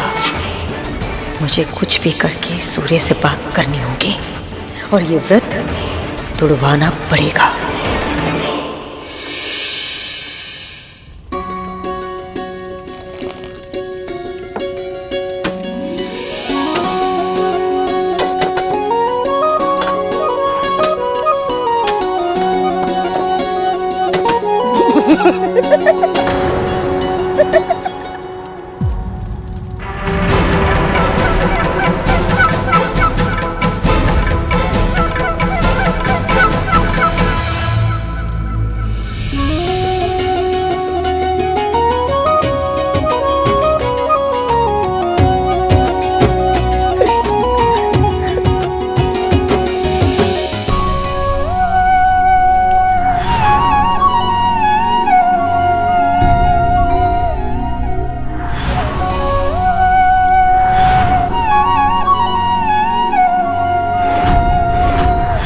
अब बस कैसे भी करके ये जीवित पुत्रिका का व्रत सफलतापूर्वक पूर्ण हो जाए और मेरे पुत्र पुनः स्वस्थ हो जाए। मैं चाहती हूँ कि कद्रु का व्रत असफल हो जाए और इसमें तुम्हें मेरी सहायता करनी होगी सूर्य।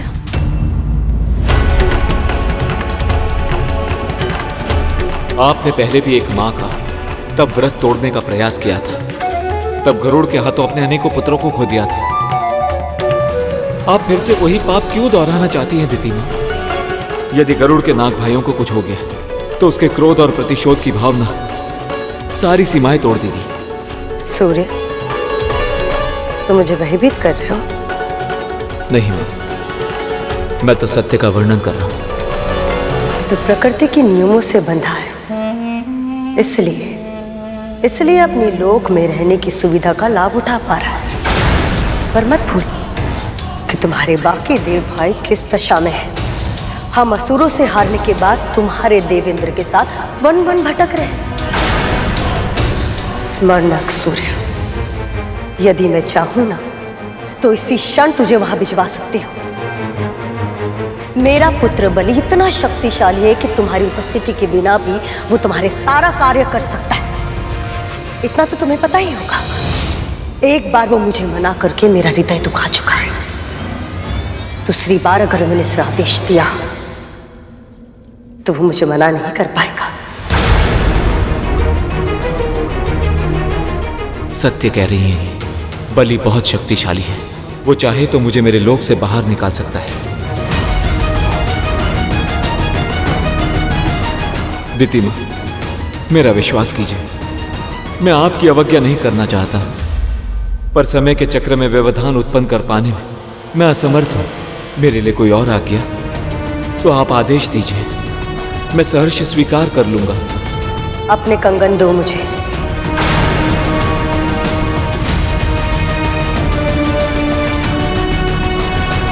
आप मेरे कंगन का क्या करेंगी मां? सूर्य, कंगन।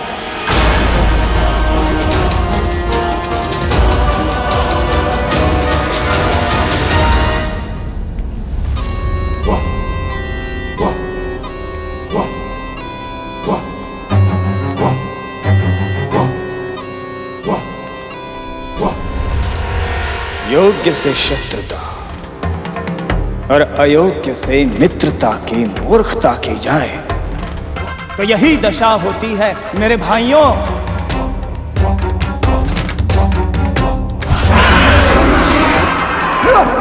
यदि उस दिन तुम सबने हम असुरों से युद्ध करने के स्थान पर हमारा साथ दिया होता तो आज तुम सब भी यहां आनंद से हंस खेल रहे होते।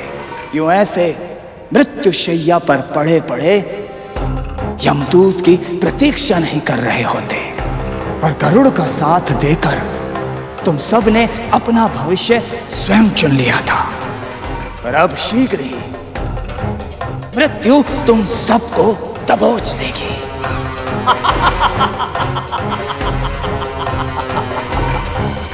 बस अब आप अपना चमत्कार दिखाइए मां। सारा भोग बन चुका है दीदी, अब बस हमें स्नान करना है। चलो विंता।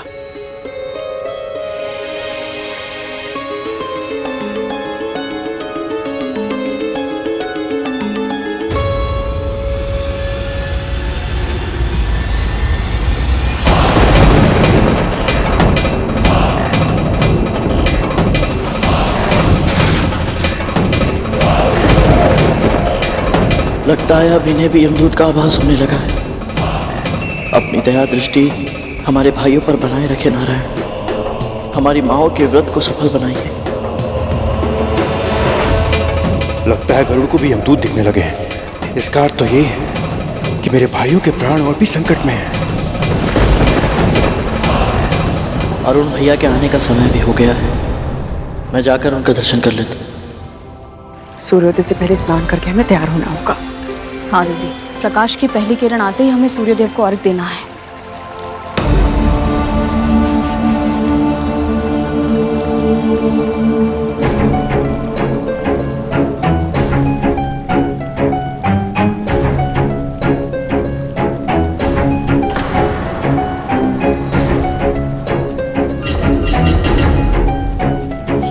ये कैसे संभव है? मुझे तो लगा था कि भोर होने में अभी समय है।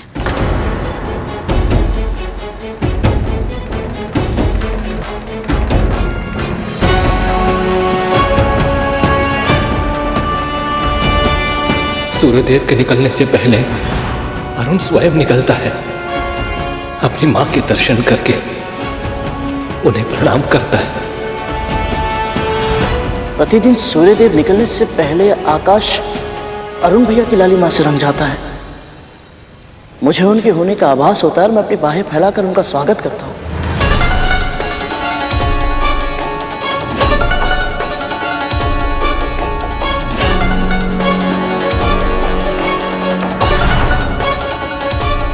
और आज ऐसा कुछ नहीं हुआ।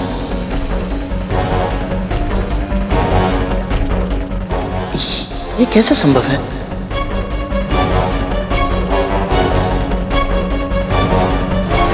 ये कैसे संभव है कि सूर्यदेव यात्रा पर निकले और अरुण भैया उनके साथ ना हो?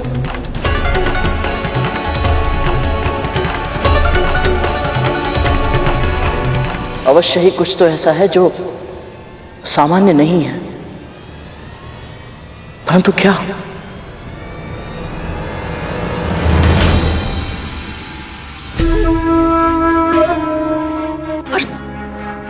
सूर्यदेव तो पहले से आकाश में चढ़ चुके हैं। अर्थात अर्घ देने में देर हो गई। विंता, कैसे मुझसे इतनी बड़ी भूल हो गई? अवश्य भोग बनाने में समय निकल गया होगा, मुझे पता ही नहीं चला कब। अर्थात मेरा विधिवत रूप से पूरा नहीं होगा। विंता, हाँ विंता, मेरे पुत्रों का क्या होगा? इतनी बड़ी त्रुटि कैसे हो गई मुझसे? अगर मेरे पुत्र को कुछ हो गया तो सारी त्रुटि मेरी है। विंता, भूल हो गई मुझसे, बहुत बड़ी भूल हो गई मुझसे। विंता, कैसे हो गई मुझसे इतनी बड़ी भूल? दीदी संभालिए अपने आप को। कुछ नहीं होगा, कुछ नहीं होगा। कैसे कुछ नहीं होगा? कैसे संभालूं मैं अपने आप को? यदि मेरे पुत्र जीवित नहीं रहेंगे आखिर क्या करूंगी?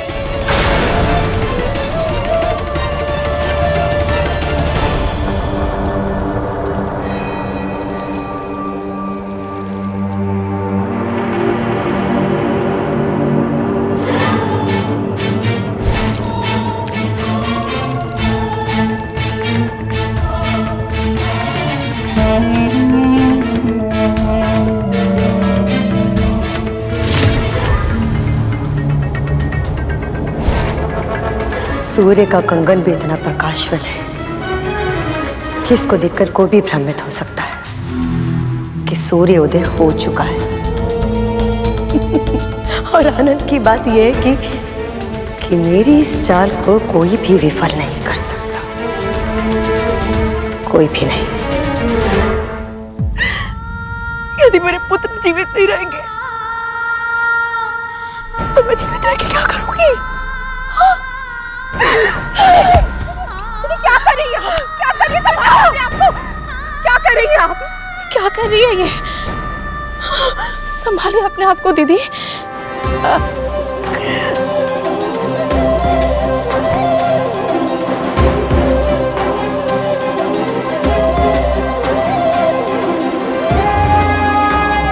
संभालिए अपने आप को दीदी, संभालिए। सब नष्ट हो गया, तुम्हारे सारे प्रयास विफल हो गए कद्रू।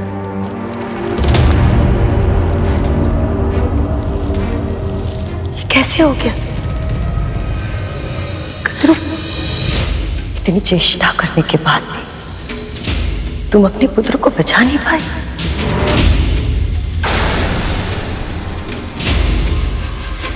मैंने भी अपने पुत्र को है, परंतु युद्ध के मैदान में वीरता का प्रमाण देते देते वीरगति को प्राप्त हुए हैं वो।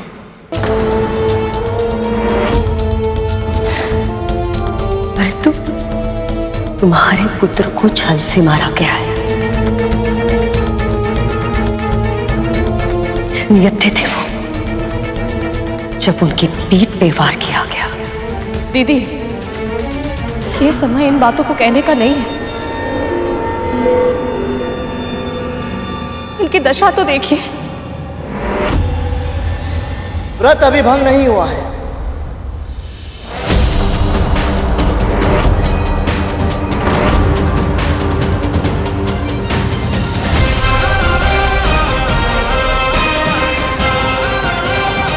ये गरुड़ क्या कर रहा है?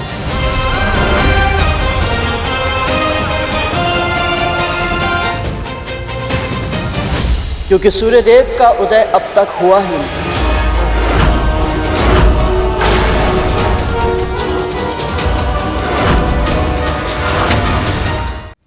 क्या कह रहा है तू? ये प्रकाश तुझे दिखाई नहीं दे रहा है? आकाश में चमकने वाली हर एक प्रकाशवान वस्तु सूर्य नहीं होती महारानी। नक्षत्र भी तो चमकते हैं।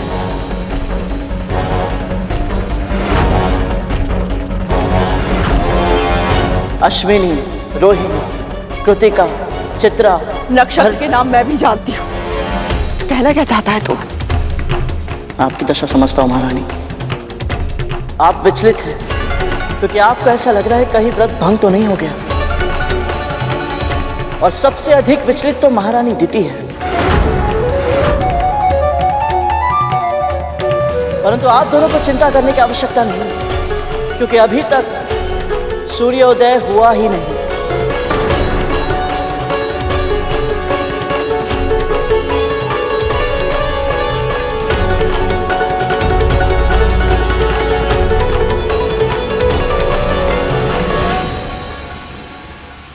वो देखिए,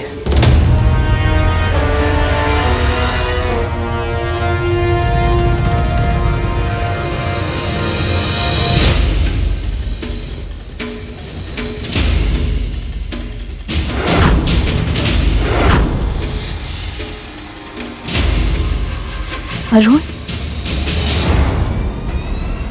यदि अरुण अभी अभी आया है तो इससे पहले सूर्यदेव कैसे पधार सकते हैं? मैं भी इसी ओर संकेत दे रहा हूं। सूर्यदेव का रथ अरुण भैया चलाते हैं और वो अभी अभी प्रकट हुए हैं। इससे यही सिद्ध होता है कि आकाश जिससे प्रकाशवान है वो वस्तु चाहे जो भी हो, परंतु सूर्यदेव नहीं है। किसी ने जानबूझकर आप दोनों को भ्रमित करने का प्रयास किया है।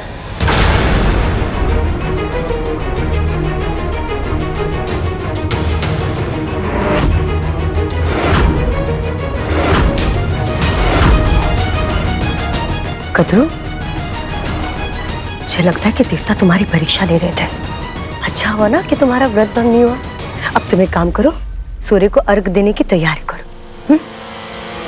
सही कह रही है ये दीदी, हमें चलना चाहिए, स्नान भी करना है हमें। चलिए।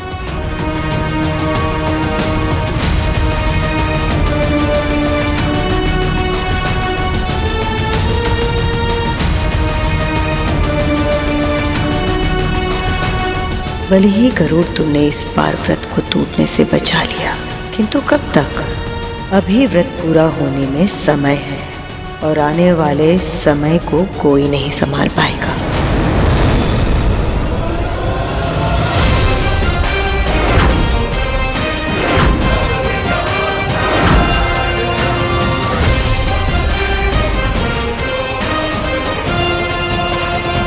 दास,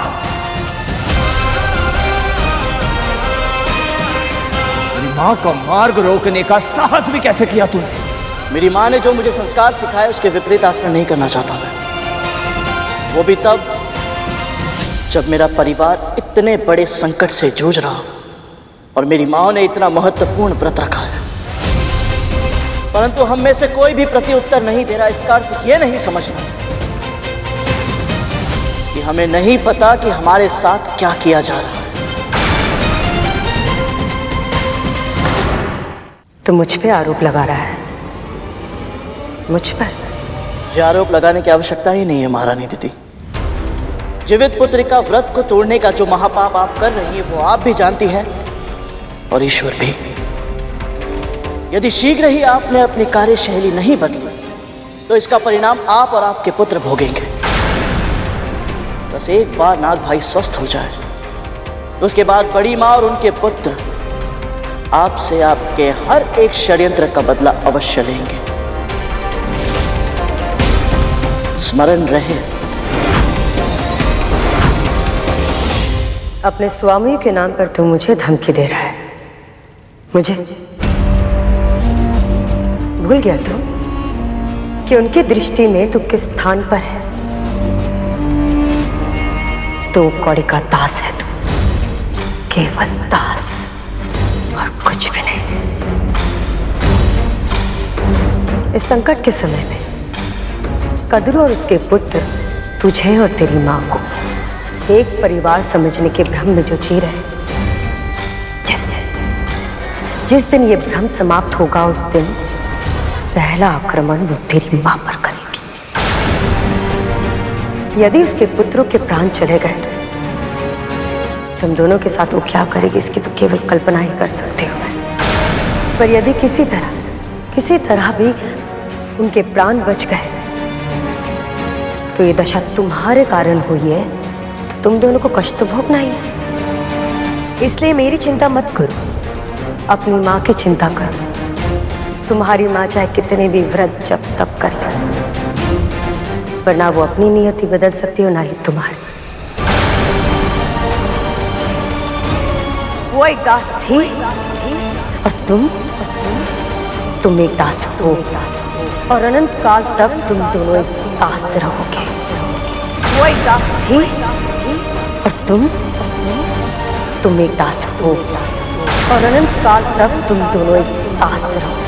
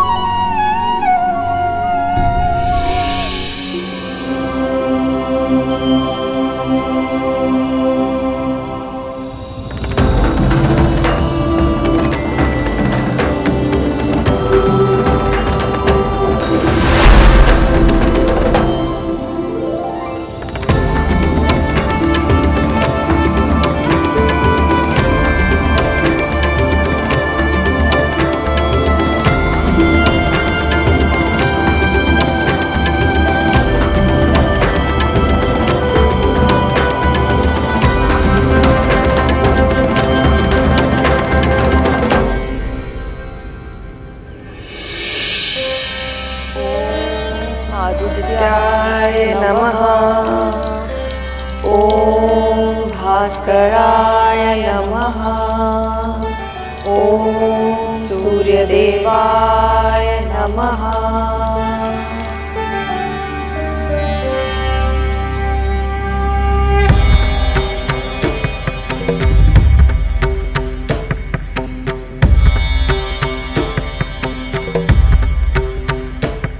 आप सूर्यदेव,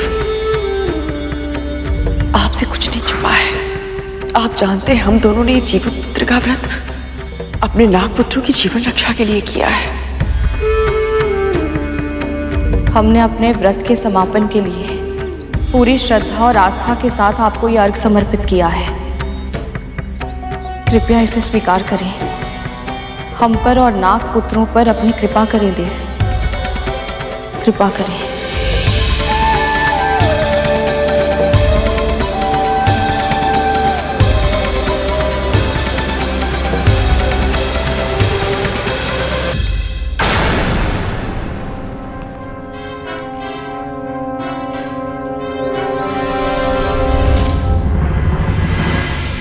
माँ, अब हम क्या करें?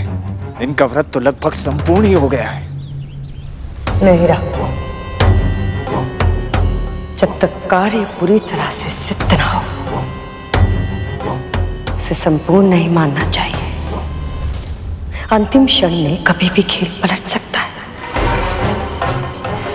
अभी मेरी अंतिम चाल शेष है। अभी मेरी अंतिम चाल शेष है।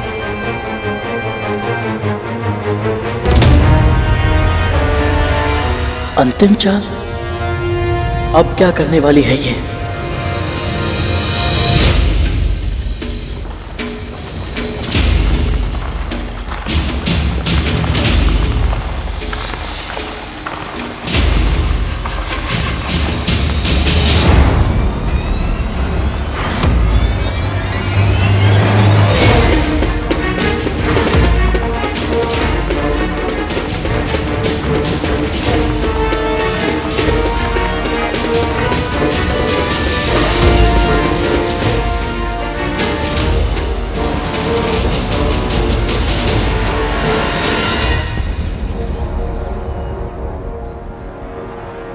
ये कैसे संभव है? क्या संभव नहीं? गरुड़, क्या कह रहा है तू? माँ, मैंने अभी अभी अपनी दूरदृष्टि से देखा। भोजन के लिए कम से कम 1 सहस्त्र ऋषि आ रहे हैं।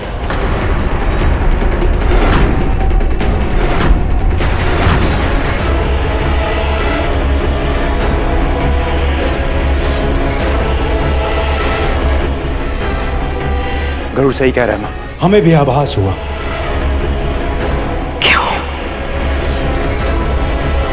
क्यों हो रहा है मेरे साथ ऐसा? जब सब सोचते हो सब कुछ ठीक हो जाएगा, तभी कोई ना कोई समस्या आ जाती है, सब कुछ बिगड़ जाता है। जब कोई तुम्हें मन ही मन कोस रहा हो, तो अनिष्ट के सिवा और क्या हो सकता है कद्रू? विंता को दोष देना बंद करो दीदी।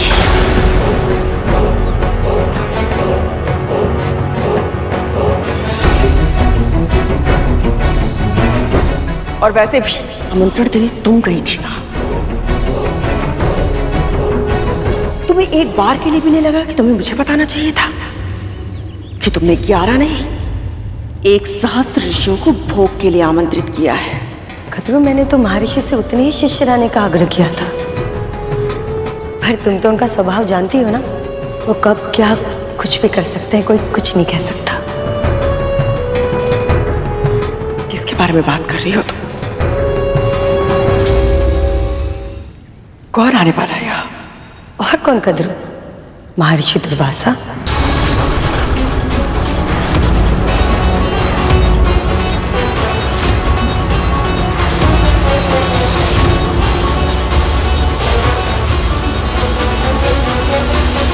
मेरी इस योजना से कैसे बचोगी कद्रू?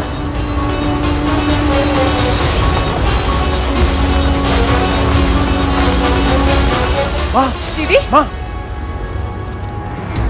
संभालिए अपने आप को।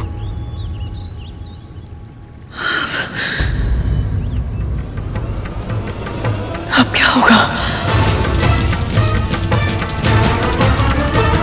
महादेव के रौद्र रूप का अंश है दुर्वासा।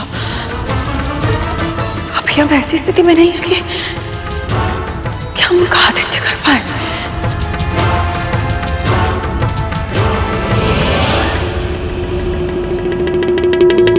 और कौन कर रहा है? महर्षि दुर्वासा।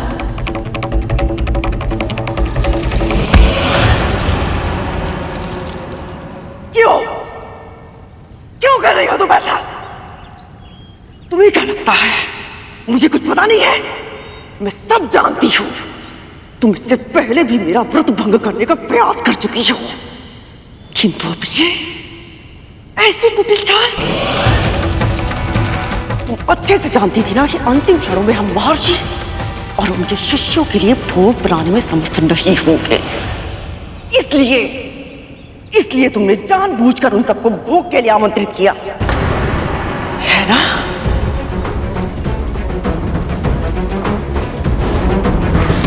प्रणाम महर्षि। विंता और कद्रू, मेरी दोनों बहनों ने जीवित पुत्रिका का व्रत रखा है, उनके नागों के प्राणों की रक्षा के लिए। जो अभी मृत्यु शैया पर है, तुम मुझे भोग का निमंत्रण देने आई हो।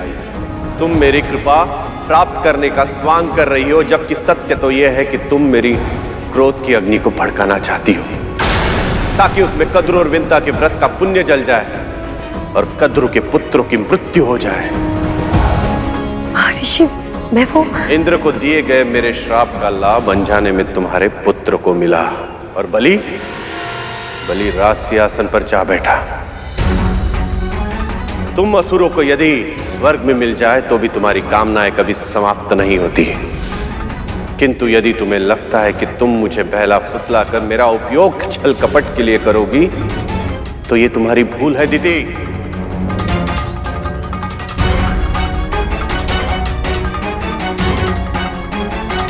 मुझे क्षमा कीजिए, आज्ञा दीजिए मुझे। ठहरो।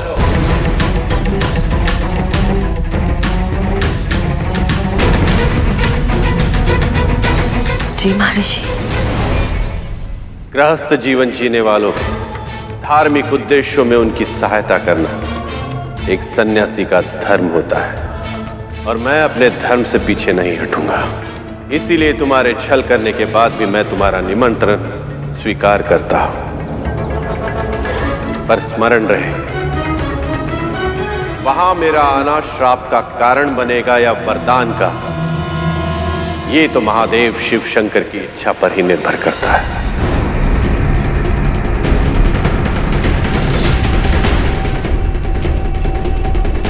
चुप क्यों हो? उत्तर दो दीदी।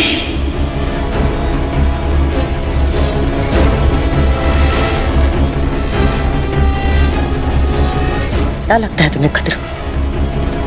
इतने परम महर्षि मेरे उकसाने से भ्रमित हो जाएंगे?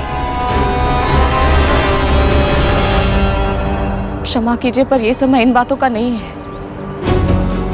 कारण चाहे जो भी हो, सत्य ये है कि महर्षि अपने शिष्यों के साथ कुछ ही समय में यहाँ पधार रहे हैं। हमें उनके स्वागत की तैयारियां करनी होंगी। जानती भी है तो क्या कह रही है? कैसे करें तैयारी? कैसे करेंगे उनका स्वागत? वो भी इतने शीघ्र इतने सारे ब्राह्मणों के लिए व्यवस्था करना संभव होगा? मैंने तो यही सुना है कि महर्षि दुर्वासा को क्रोध अति शीघ्र आता है। यदि उनके स्वागत में हमसे कोई भूल हो गई तो? और अतिथि तो देवता समान होते हैं, अब वो इस ओर आ ही रहे, तो हमें द्वार से लौटने के लिए नहीं कह सकते।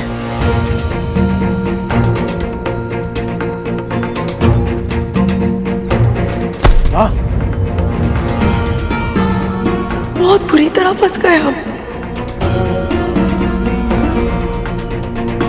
इस स्थिति से बाहर निकलने का कोई उपाय नहीं हमारे पास। यदि महर्षि का स्वागत नहीं किया तो भी उनका अपमान होगा, और यदि स्वागत करने का प्रयत्न किया तो भी उचित व्यवस्था के अभाव में भी उनका अपमान होगा।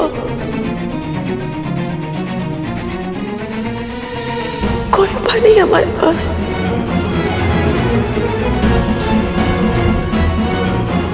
सब विफल हो गया, हमारे सारे प्रयास, जीवित पुत्र का व्रत सब विफल हो गया।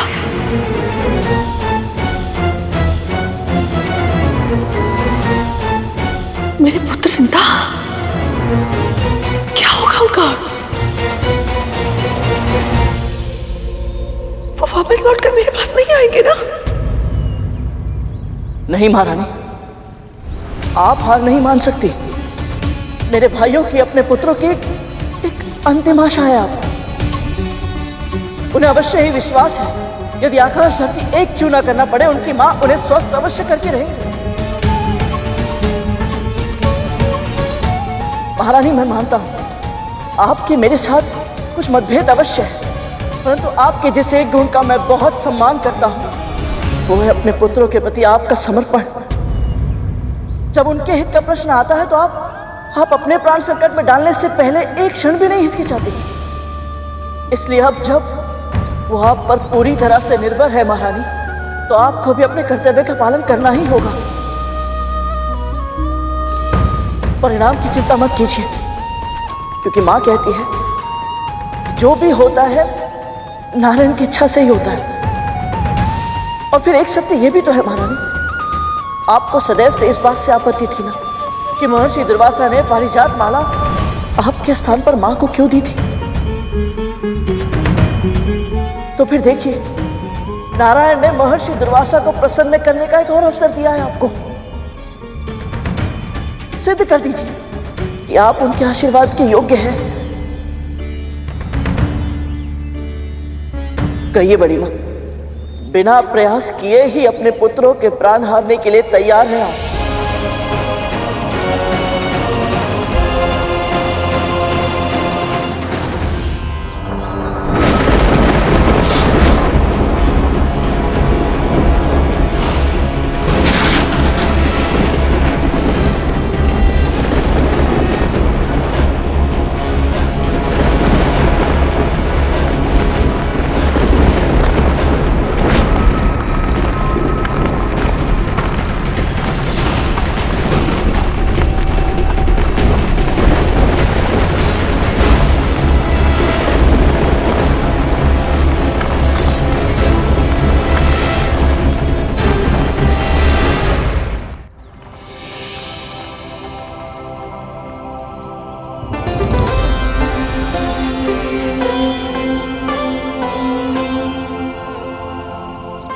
मैंने कभी कल्पना भी नहीं की थी कि आप जैसे महान ऋषि और इतने सारे शिष्यगणों की सेवा का अवसर मुझे मिलेगा।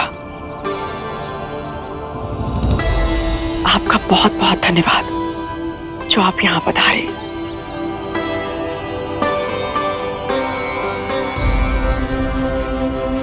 ये सब शिव शंभू की कृपा से ही होता है।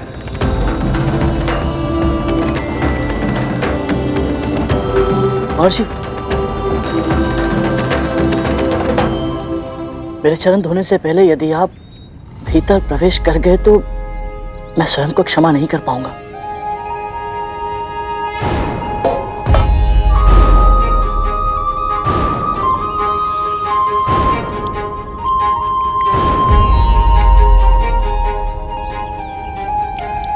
दीदी, गरुड़ जानबूझकर चरण पखारने का ये कार्य धीरे धीरे कर रहा है ताकि हमें तैयारियां करने के लिए अधिक से अधिक समय मिल सके।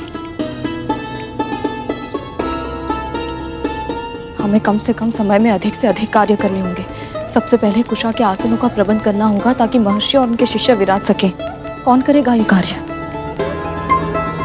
और सेवक और स्वामी में कोई भेद नहीं रहेगा खाली। चल जी भैया।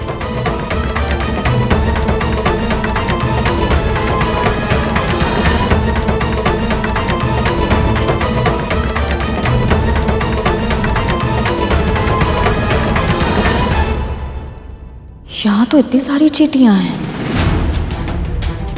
यदि ये चींटियां महर्षि और उनके शिष्यों के सामने आ गई तो मुझे यहाँ चारों ओर रंगोली से सीमा रेखा बनानी होगी ताकि ये चींटियां भोजन के आसपास ना जा पाए।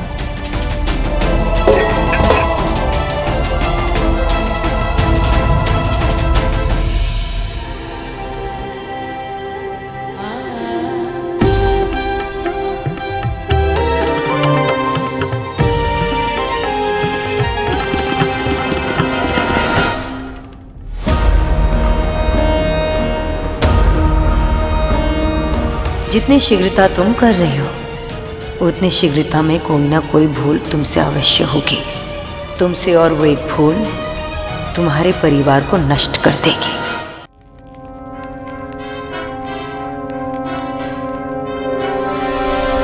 आइए महर्षि, आप सभी बताइए।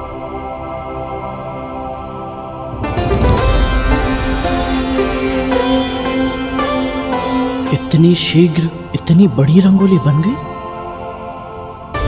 एक साथ इतने आसनों का प्रबंध कैसे हुआ?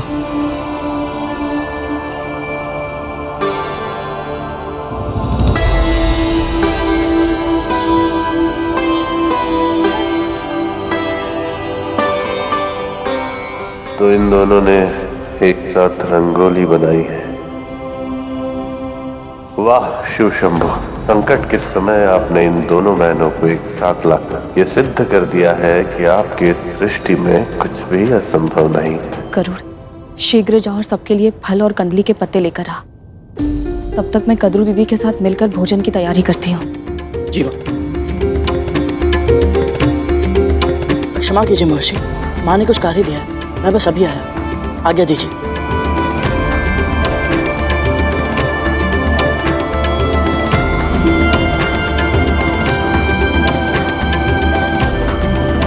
आप स्थान ग्रहण करें, हम आपके भोजन का प्रबंध करते हैं।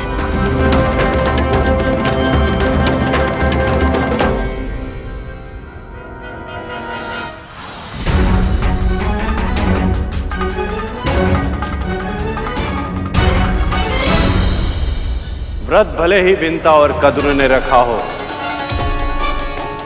किंतु हमें आमंत्रण तुमने दिया है दीदी।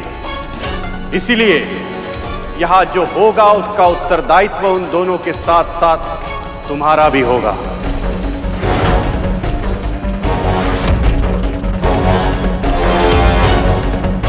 हे प्रभु, यदि हम भोजन की व्यवस्था समय पर नहीं कर पाए तो ऋषि दुर्वासा के क्रोध का प्रकोप नाग भाइयों के साथ साथ हमारे जीवन पर भी पड़ेगा। सहायता कीजिए प्रभु।